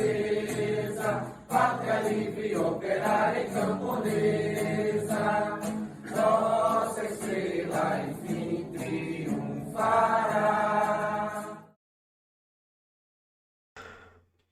yeah, that's been going on at the moment. Obviously, there's a new president coming in. President-elect is coming in. I don't know when he's going to be inaugurated. Actually, I assume sometime in the next 2 months. And Bolsonaro's out. So WikiLeaks are over there at the moment, meeting him and meeting, as you can see there, the indigenous people.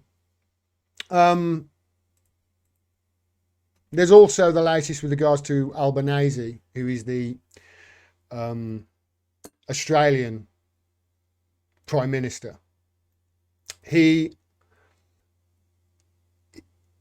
Before he became Prime Minister, he's on record as saying, you know, this is enough. We've got to, because obviously Julian is Australian, how they can charge him with being a spy and how people can be saying, oh, he's a spy when he's Australian.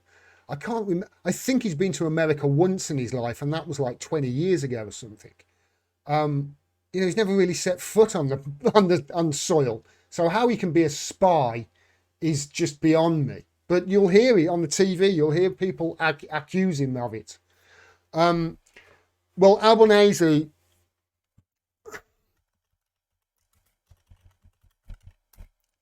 he sent a letter because obviously the Biden administration are carrying on with this prosecution. You know, this has gone through 3 administrations now. I don't think this is all Trump. It looks very much like to me that they're trying to land it all on Trump. But this is not all Trump. This is all 3 administrations that have gone after Assange in this way. And this is the UK that's facilitated it as well and tortured him in prison.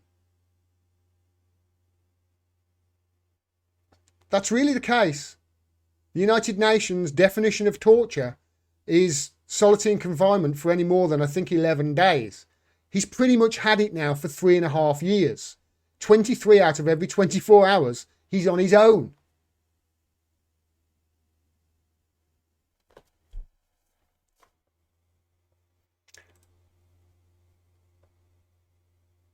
Where's the video? Show the video. Here he is.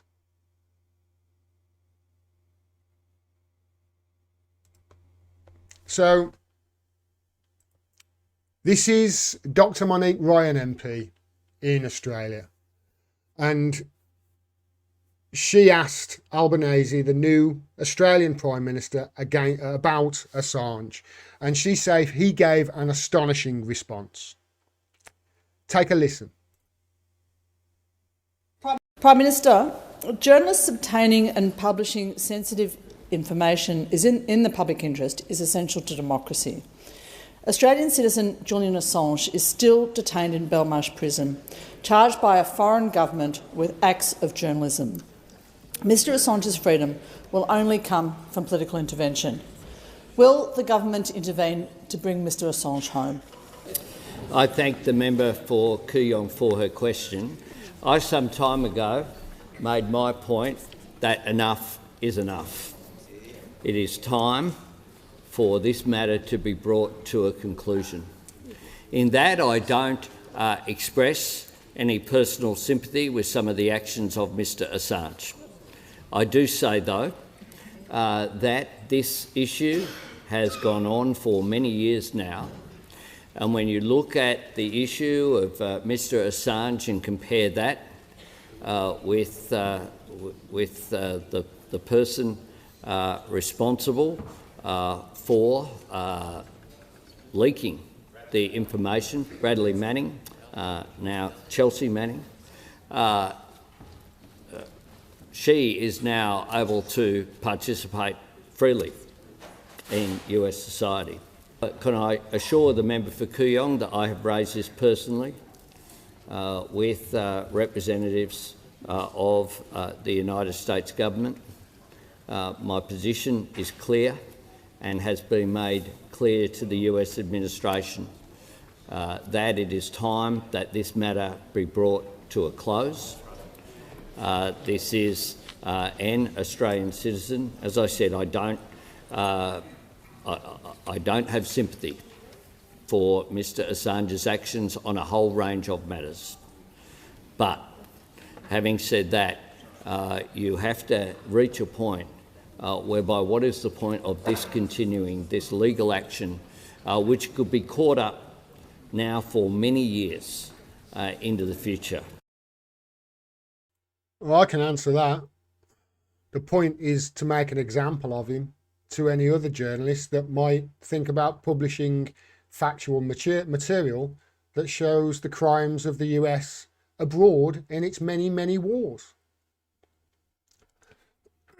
Right now, the United States is occupying a third of Syria.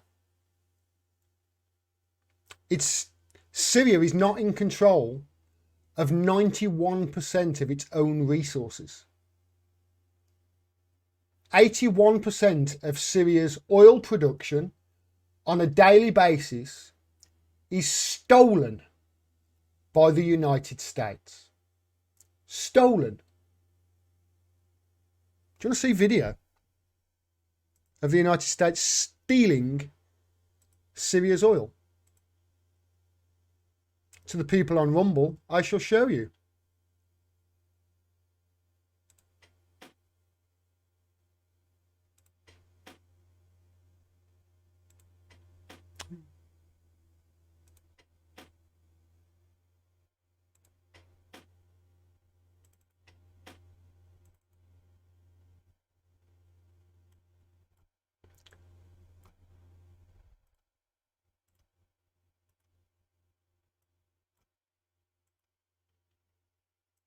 There you go.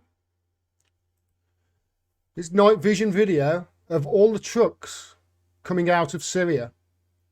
These are American controlled trucks that are literally flooding out of the area of Syria that produces the oil. 83% of their oil on a daily basis is being stolen by the United States. That is a war crime. Right there. Here's video evidence of it. Here's video evidence of the United States stealing a sovereign country's resources. War crime.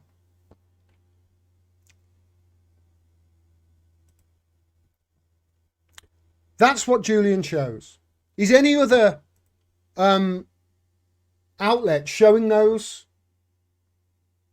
You know, I think that came from, was it Candle.com or something like that? I've forgotten the name of the website now. Aaron Marte writes for them occasionally. But I can't see that on the BBC or CNN. Can you? And that's the problem. Julian publishes that.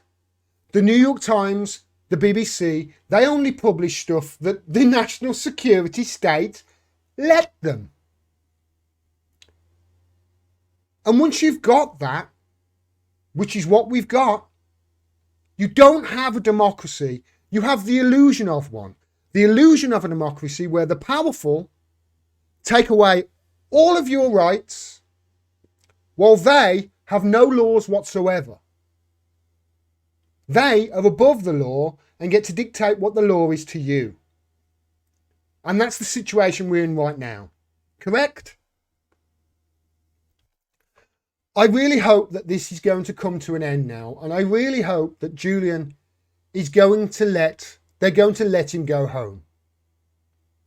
How the United States can point the finger at any country in the world and say your shit stinks is beyond me. The same goes for Canada and the UK. Canada we'll come to in a minute. I'll talk about Trudeau. We're prosecuting a journalist for publishing factual information about war crimes that included the torture of innocent people and the murder of journalists. And murders which were then covered up. Let him go home. Drop these charges. The Biden administration needs to drop these charges. How they can point fingers at China and say China's secrecy laws are just so inhumane while they are doing this to a journalist for telling the truth is unfathomable. You either want to live by the rules of a democracy where there's transparency for the powerful and the people in power, there's transparency, and there's a personal space for people, for the public.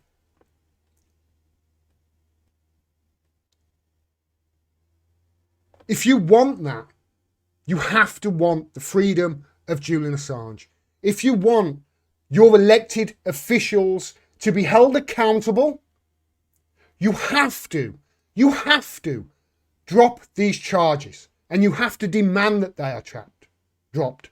And you have to demand that the UK do not extradite him to this lawless state that not long ago were drawing up plans to capture and kidnap and kill him in the centre of London.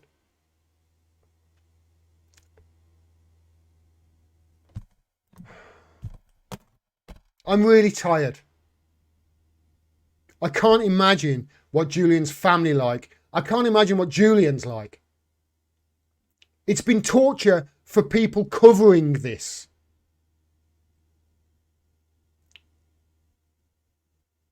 And the fact that our newspapers are still, after 12 years, getting it wrong is a damning indictment on the fourth estate in this country, and just highlights to me how co-opted they are and how badly every single fucking person in this country needs to switch them all off.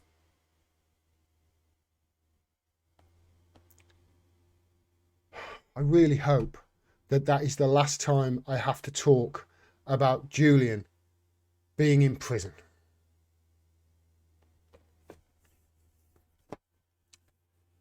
Hi everybody. Shall we have a look on Rumble? Should we see if there's any chats on Rumble? We've got chats on Rumble! We've got Rumble rants! Hello Alina! Oh, she just wants me to contact her to make videos. Oh, so the first Rumble rant is a spam. I've made it. Ibor says, yep, US moral about Russia and Ukraine, it's just pathetic. I agree with you, Ibor. The US invaded so many countries and no sanctions, no outrage from the EU or UK, absolutely garbage. The US make more damage around the world than any other country. I totally agree with you, Ibor one. Do you remember when the people there was rumblings that America there was going to be trials for American war crimes, and the Americans threatened to basically kidnap the judges in The Hague. Threatened to criminalise them. Yeah. We can't, especially us in the UK, we can't be pointing fingers. You know, people like, he's getting 1.2 million quid a year, Gary Lineker is, of public money, and he's pointing fingers at other countries that are not torturing journalists in Belmarsh right now.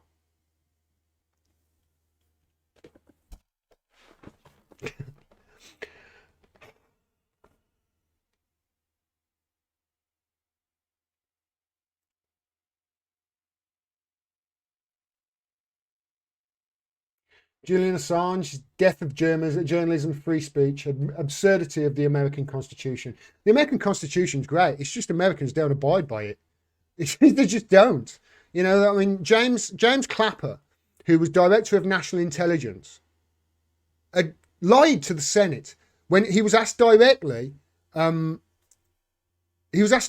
do you harvest information from citizens without their knowledge? And he says no, not wittingly. That's exactly what they do. They scoop up everything. There's all sorts of parallel construction going on there. If you don't know what parallel construction is, I mean, imagine you, I don't know. Imagine you're downloading illegal films, you know, and they know you are. They'll get you on something, but they can't prove it without that information. So they'll give that information to the police, and the police will get you on another crime. That's parallel construction, and that goes on all the time when you're harvesting information like this. And the people who have got control of that information, the people in, I don't know, the National Security Agency, the CIA, and the FBI, misuse it all the time. And then James Clapper lied to the Senate, said no, not wittingly, when he knew that they did. This is totally against, is the First or Second Amendment in, it's one of them. Is it the Second Amendment to, it's the Second Amendment, isn't it? The First Amendment is to bear arms, correct? No, Second Amendment is to bear arms. First Amendment. This is the first one. You're not allowed to spy on your citizens without. You're not allowed to do it in America. This is what this is why America had a revolution. The English were doing all the shit to Americans right now that the American government is doing to Americans. The reason they had a revolution in America is because all the shit the British were doing to Americans, the American government is now doing to Americans. Taking away their rights to free speech, taking away their rights to a free press, taking away their guns, although I'm not, I'm not one for that. I've seen what happens when there's a gun in the house in America. And somebody's sad. And they've got no health care. Every day these amendments and these constitutional rights are being violated by the US government. Every single day. They wrote the Patriot Act, remember. They wrote the Patriot Act to stop terrorism over there before it comes here. They invaded Afghanistan because they said the Taliban were harbouring bin Laden. And the Taliban said, if we had bin Laden, we wouldn't hand him over. So America invaded. They killed bin Laden in 2011, didn't pull out of Afghanistan until this year. Or was it last year? In the last year. Why were you there for the other 10 years? And what did you achieve other than wash money out of America through Afghanistan and back into the hands of a transnational elite, just like Julian Assange told us in that video? They piss all over their constitutional rights every day.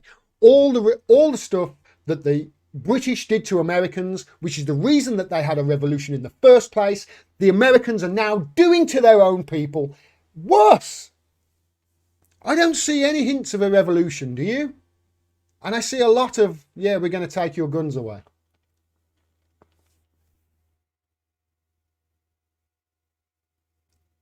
Majority of the wars America has been involved in, influenced by the United Kingdom.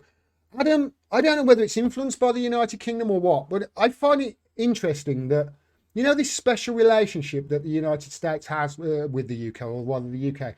I only ever hear the UK press calling it that.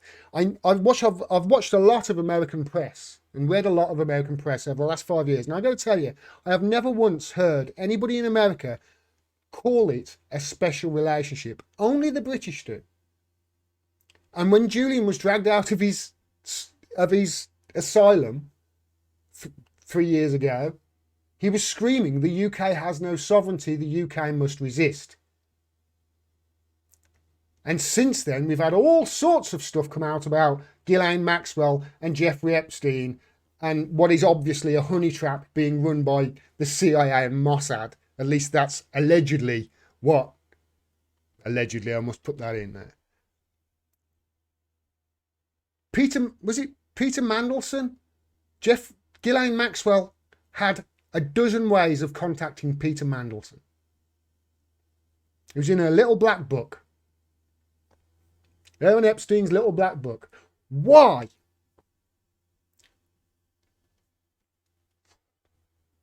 I'll talk about that in a minute. I'll talk about Ghislaine Maxwell. I want to talk about free speech for a little bit, because there's a term that's being used that I think Sam Harris is sort of using it at the moment in quotes, which is fun. Although he's not on Twitter anymore, he rage quit because because everybody's realised what a giant hypocrite he is, and he's not really smart at all. You either believe in free speech or you don't. All right, simple as that. You either believe in free speech or you don't. There's no free speech absolutist. There's free speech and there's not. Do you know what I mean? It's like there's a coffee without sugar and there's a coffee with sugar. There's nothing in between. Even if you add 1 grain of sugar, it's still with sugar. Do you see my point? Free speech is the same. And the reason you have to protect free speech, the reason it needs to be protected, is not because of anything that you like being said and everything that you support and any good thing that it infringes on. It's not for... The reason you want to protect free speech is not for yourself. It's for the most marginalised people and the most marginalised in society. That's why we need free speech. Because without free speech, you can manipulate the narrative and you can manipulate public discourse.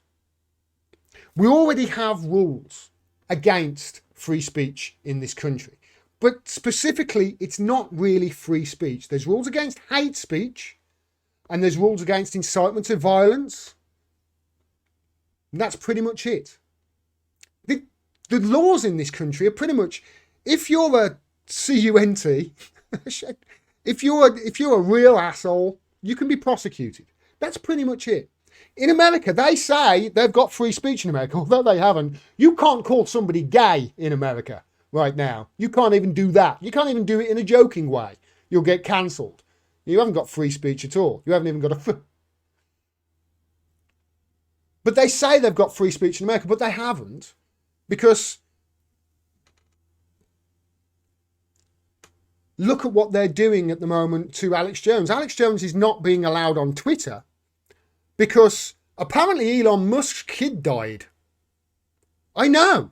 It sounds stupid, but Elon Musk explained the reason he's not letting Alex Jones back on Twitter is because Elon Musk held his dead baby and heard the last heartbeat, which is awful. But Alex Jones didn't have anything to do with that. And also, the reason Alex Jones was banned from Twitter was nothing to do with Sandy Hook or anything like that. But he just hasn't allowed him back on. So, with regards to Elon Musk, he's in bed with the national security state. The guy's a fraud. He's not a free speech absolutist. He's not. He's still right now banning people for jokes. My friend Garland Nixon in America has had his Twitter account banned for a joke. A satirical comment. This is under Elon Musk it's happening. You either believe in it or you don't. And in the UK, there's a law going through at the moment. They're doing, votes on what is allowed and what isn't allowed. Personally, I think online, they're talking about specifically online and on social media. Personally, I think social media should back the F off what people say and shouldn't be policing it at all. Obviously, if there's spam, they've got to stop that. And, if people are publishing stuff that's illegal, but if they're publishing stuff that's illegal, then they should just hand that information to the police. And the police can then deal with it and prosecute it. Do you see? You don't let social media companies dictate what is and what isn't allowed. Because a guy in Silicon Valley, in an office in Silicon Valley, policing what I say based on what he thinks is true, is not going to be correct, is it? If we're talking about Russiagate, because that person is going to be as propagandized as you can possibly believe.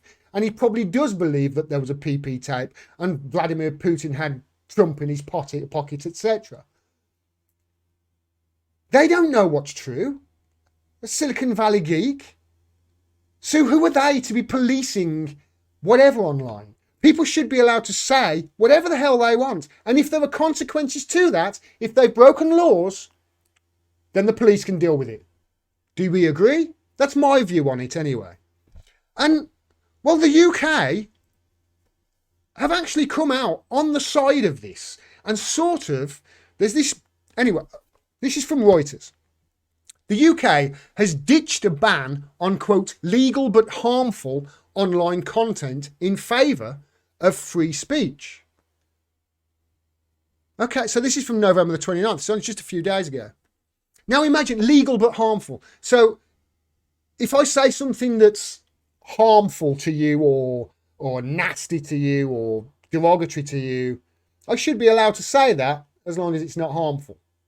If it's harmful, I should be able to say that to you as long as it's not illegal, correct? You know? That's essentially where I stand on it. You can say what you want, but if you cross a legal line, if you're bullying, incitement to violence, blah, blah, blah, blah, blah, then those things can be prosecuted in a court of law and by the police. You don't need social media companies to do it. Because if you do so, if social media companies doing that, then social media companies, guess what they're going to do? They're going to police free speech on behalf of the establishment and on behalf of the government and on behalf of power.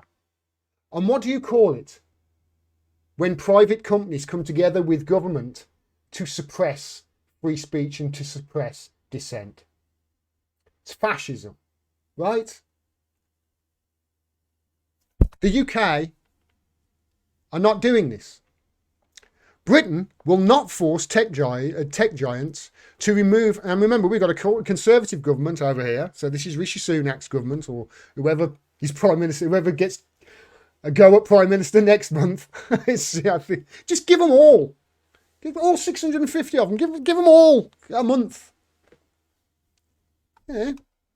It's not going to be any worse than it is now, is it?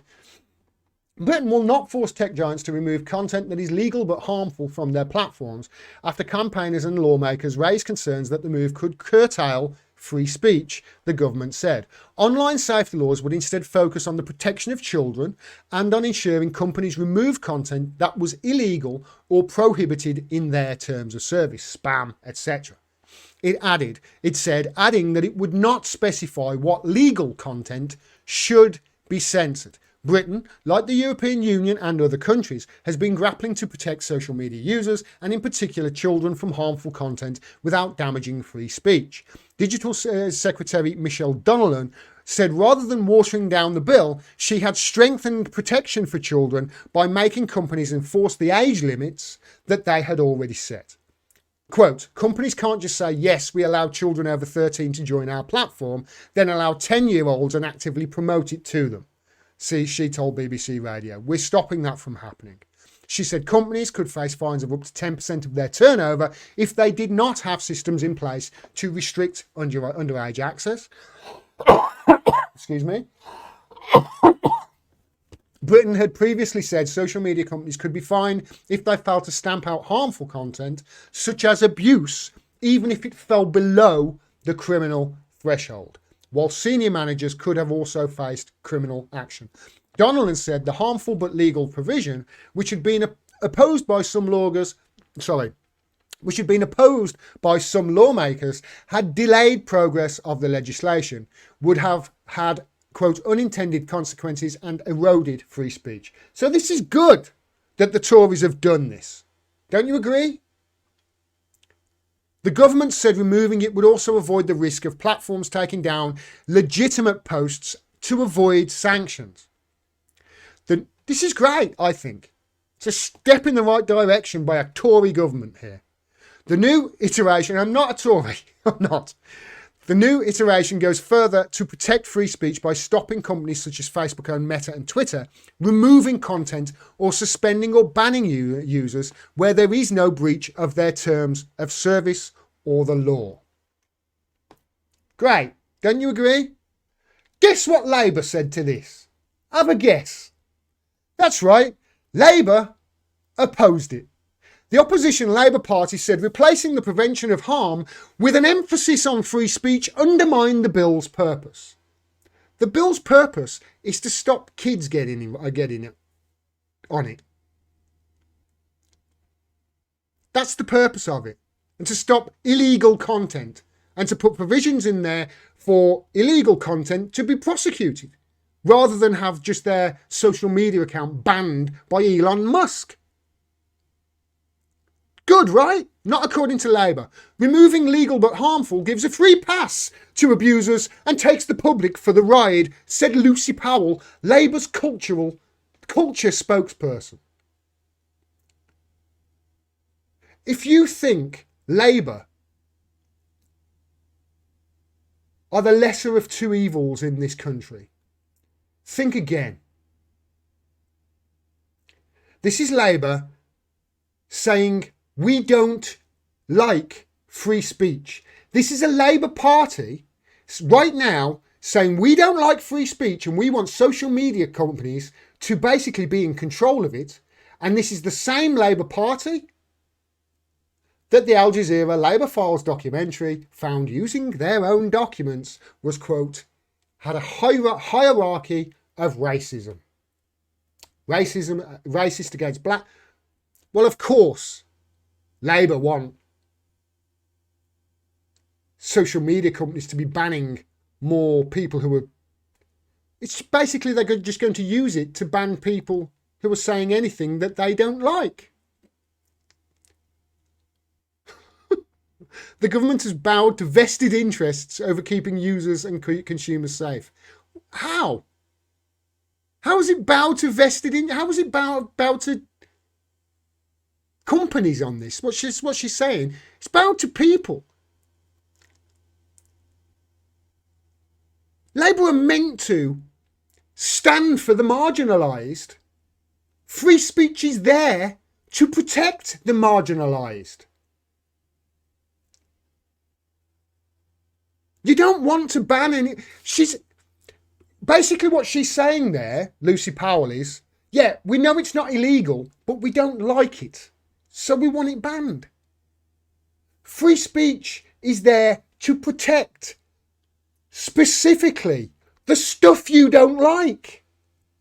That's the whole point of free speech. You don't need free speech to protect the stuff you do like. You're not trying to ban that, Lucy. Do you see? The government, however, said the bill, which returns to Parliament next month, put the onus on tech companies to take down material that was illegal or was in breach of their own terms of service.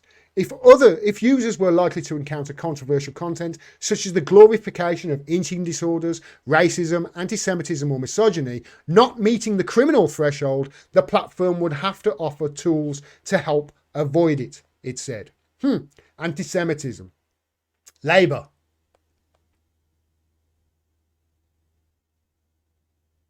Should I say any more? Donnellan said specific types of harmful material could also be outlawed, compelling social media companies to tackle it or face large fines. We all agree that stuff should be legal. Let's make it illegal, she told BBC News, adding that the government had already pledged to make the promotion of self-harm unlawful. So there you go. You see, the Tories come out, done something I think is good in the direction of free speech and championing on free speech, and the very first thing that Labour do is come out in opposition to it. Well, what is the point of view? Labour? What's the point of view? Oh, that's right. It doesn't really matter whether you win, does it? You're just there to keep the establishment in place.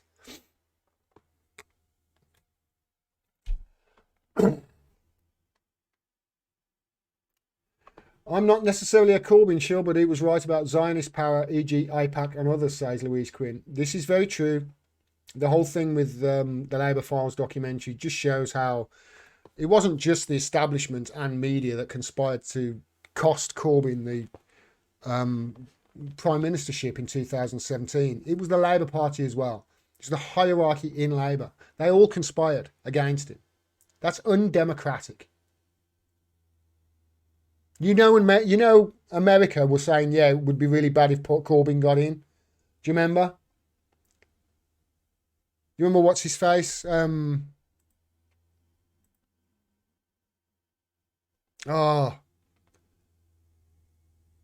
Pompeo. Remember what he said about Corbyn when he was Foreign Secretary, is it? Their equivalent, or Secretary of State, Mike Pompeo. 9th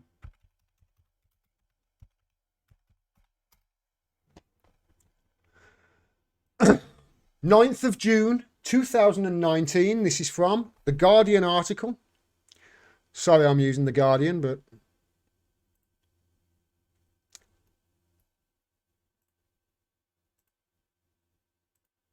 Mike Pompeo tells Jewish leaders he would, quote, push back against Corbyn.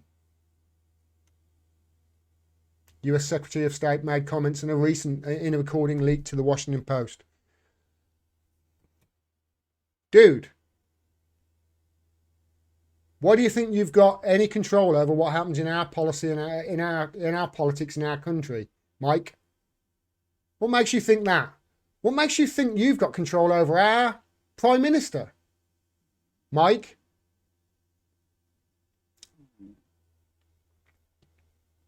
Mike, who was Secretary of State for the country that Jeffrey Epstein lived in and had mansions, that was recording all of sorts of powerful people doing all sorts of crimes to all sorts of underage people.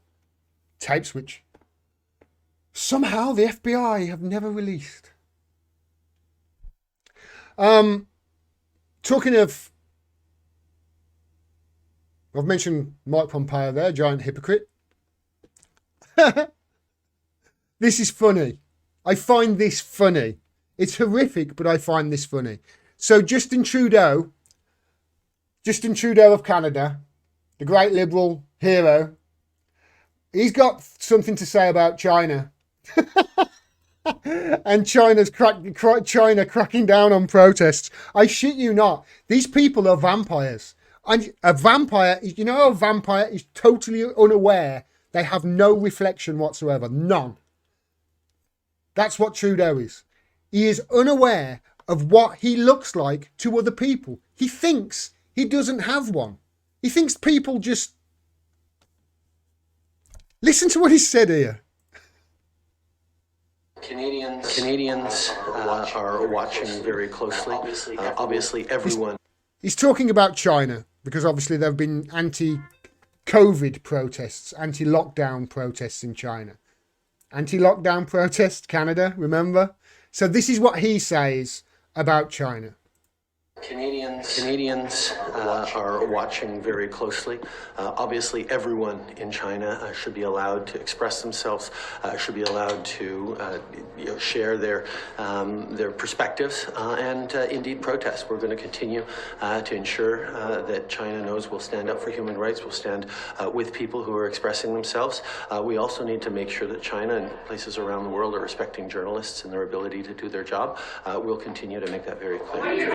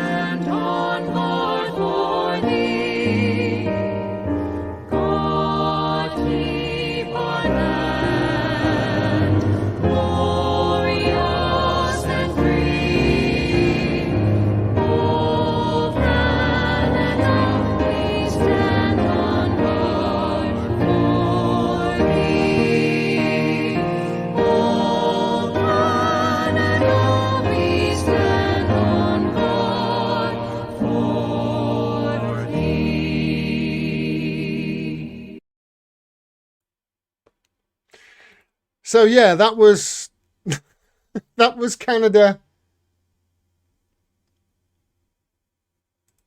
Just what, a few months ago?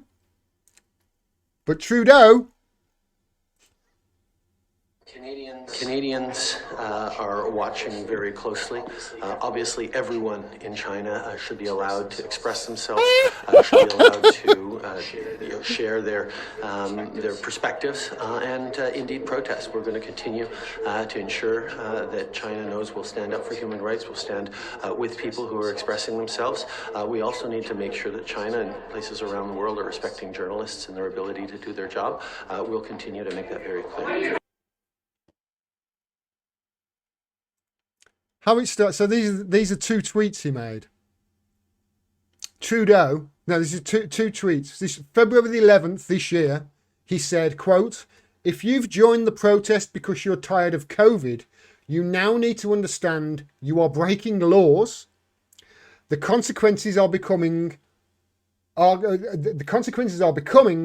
more and more severe." That's what he said in February about the protesters in Canada.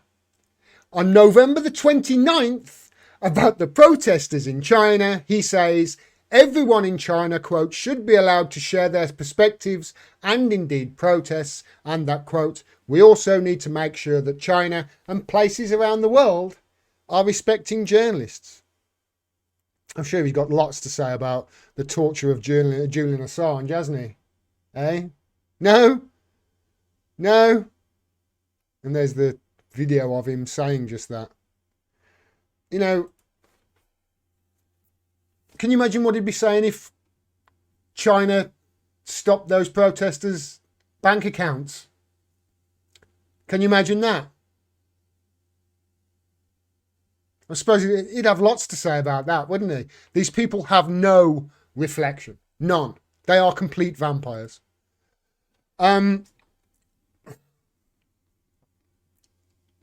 China's bad only when he's not implementing their style of governments, says Louis Quinn. China's bad. Yeah, it's only bad. Brilliant.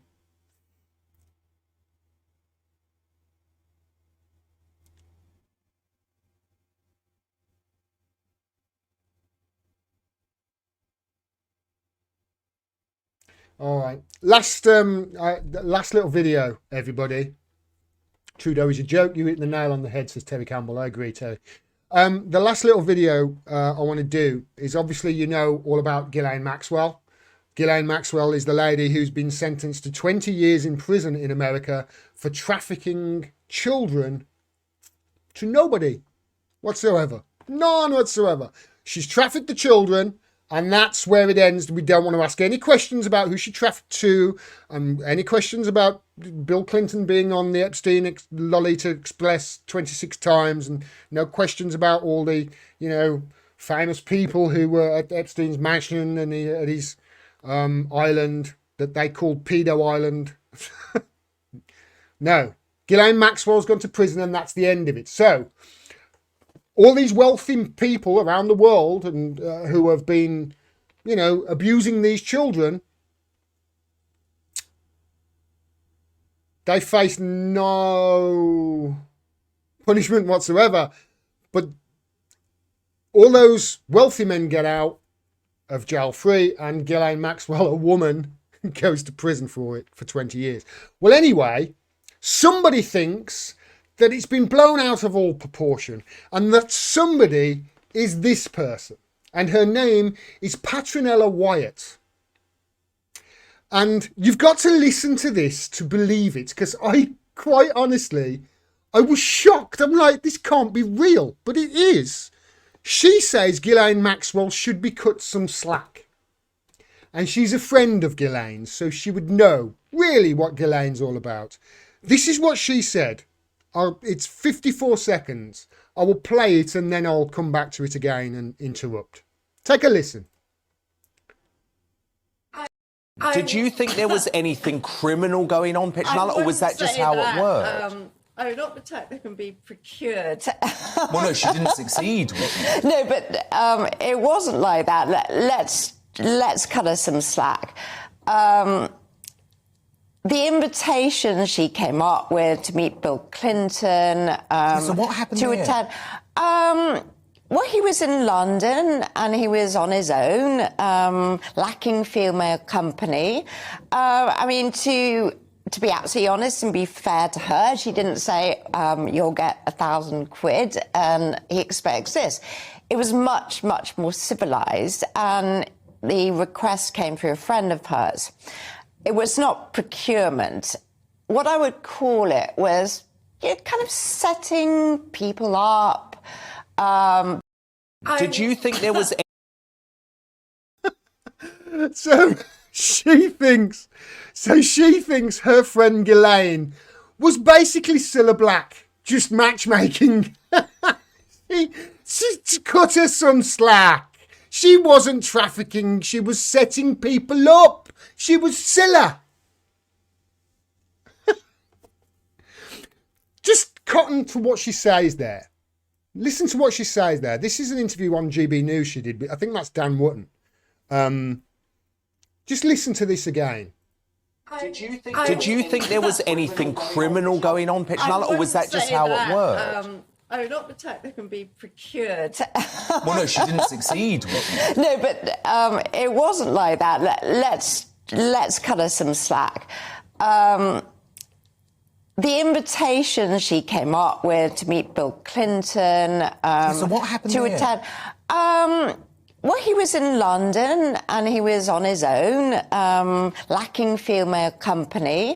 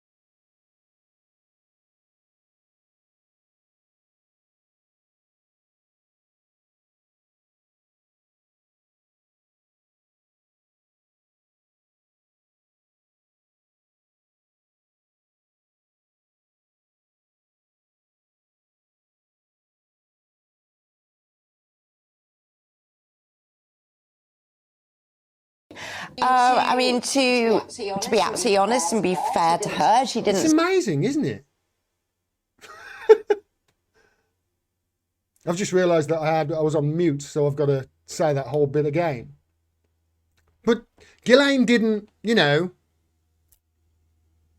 Bill Clinton was lacking company. He was lacking female company. He didn't just want to shag. He was lacking female company. It's more civilised than wanting a shag, isn't it? The president in London, married president to Hillary Clinton. How people like James Corden can't sit down in front of Hillary Clinton and not ask, so, did you ever go to Pedophile Island? But anyway, I would.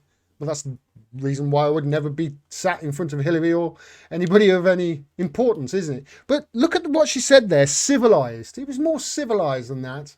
It was done with a nudge and a wink. She was Cilla, really. She wasn't. She wasn't trying to procure me. She was a matchmaker. Say, you'll get £1,000 and he expects this. It was much, much more civilised, and the request came through a friend of hers. It was not procurement. What I would call it was kind of setting people up.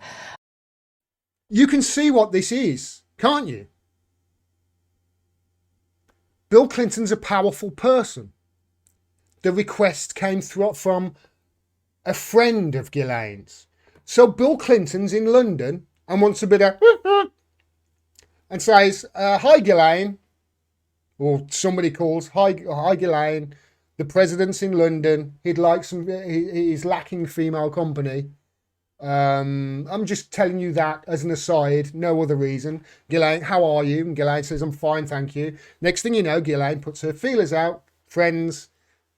Bill Clinton finds somebody for him, he likes blondes, you do anybody with blonde, etc. And that's what Ghislaine was. And that's why she went to prison. Because she was doing it not just with women like her, But with children, if somebody, oh yeah, I'd like a rather young girl or a young boy. That's what Ghislaine was. That's why she has gone to prison for 20 years. But nobody she trafficked those children to has faced any prosecution. Nobody. And this person, a friend of hers, Patronella Wyatt,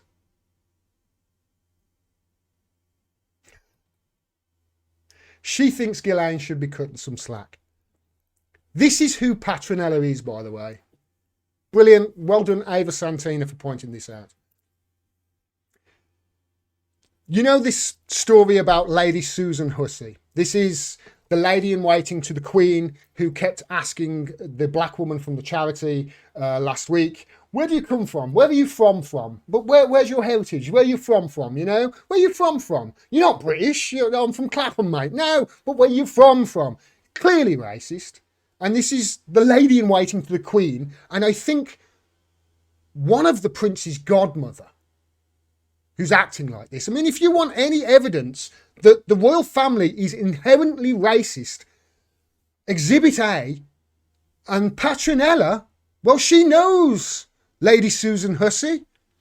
She says this, I've known Lady Susan Hussey since I was 18. She's a decent woman and certainly not a racist. She often asked my mother where she was from because she had a Central European accent. I'm sometimes mistaken for non-British because of my colouring.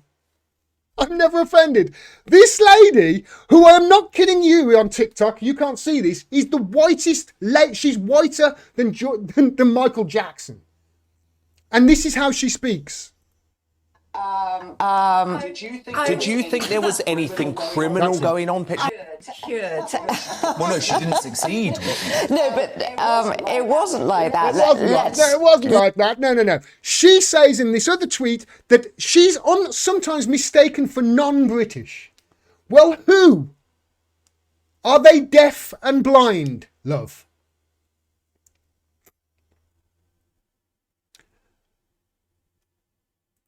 These are the people that are running this country. These are the people that are running the world. They're pedophiles. They're the worst of the worst. And right now, our ability to know that we are being run by people who are breaking the law and doing despicable things to our children on islands. And I mean, the thing with Jeffrey Epstein, by the way, it's the financial fraud, really, that should be investigated more than the children. The children thing is terrible. Yes, awful.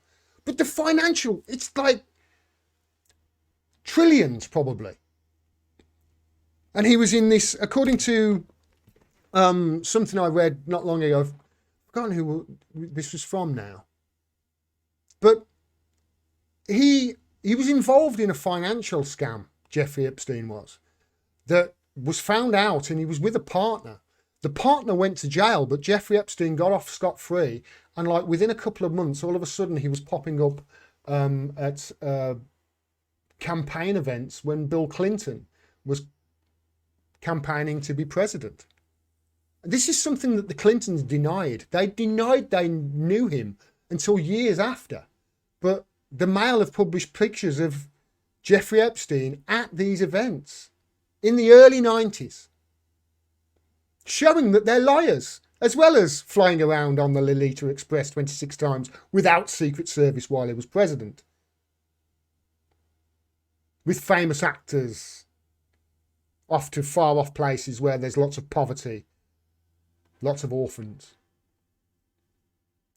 And right now, not only are we not finding out about this, but they are trying to prosecute the very fundamental of journalism that allows us to know these things.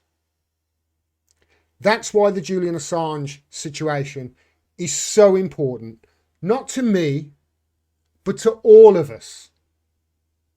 And that's why we have to demand we free Julian Assange, because when we free Julian Assange, we free the truth. All right. that's me for today, I think. That's 2 hours, 20 minutes of absolute awesomeness, I think. I'll take some questions. Let me have a look at... No, nothing more on Rumble. Okay. Hello, little doggy. She always knows, don't you? Come here, Elf. Come on. Oh, she's got her ball. Come on, then. Come on. She always knows. When I say goodbye, she always comes to say hello. All right, she's gone away now.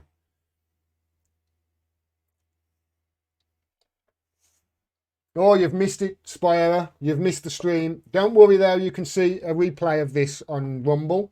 Go to my Rumble channel. Subscribe there as well. I'm not on YouTube anymore.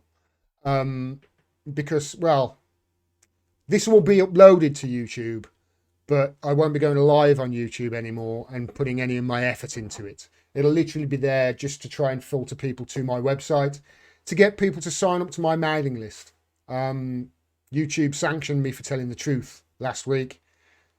There's loads of lies on the on YouTube that they will happily promote, but you can't tell the truth about the vaccine and you can't tell the truth about the 2020 election on there. So what's the point of me even being on there, you know? So yeah, go through to my website, sign up to my mailing list, and you'll get not only a rerun, find out where to watch this whole thing back, but also you'll get a notification of whenever I go live as well going forward. All right, thank you for that, Spy Error. Simple, the link is in my bio. Just go through to gordondimmack.com. It's at the top. And I don't spam you with emails at all, and I don't ask you for money. Not anymore. You've got more problems than me. Don't worry. All right, thanks everybody. I'm going to get off. You have a wonderful day. Have a wonderful weekend. Thank you very much if you support me and support independent media. Switch off the mainstream media and challenge anybody in the media lying about any of the topics that I'm giving you the truth on. Because they're getting paid and I'm not. All right, take care everybody. Peace out.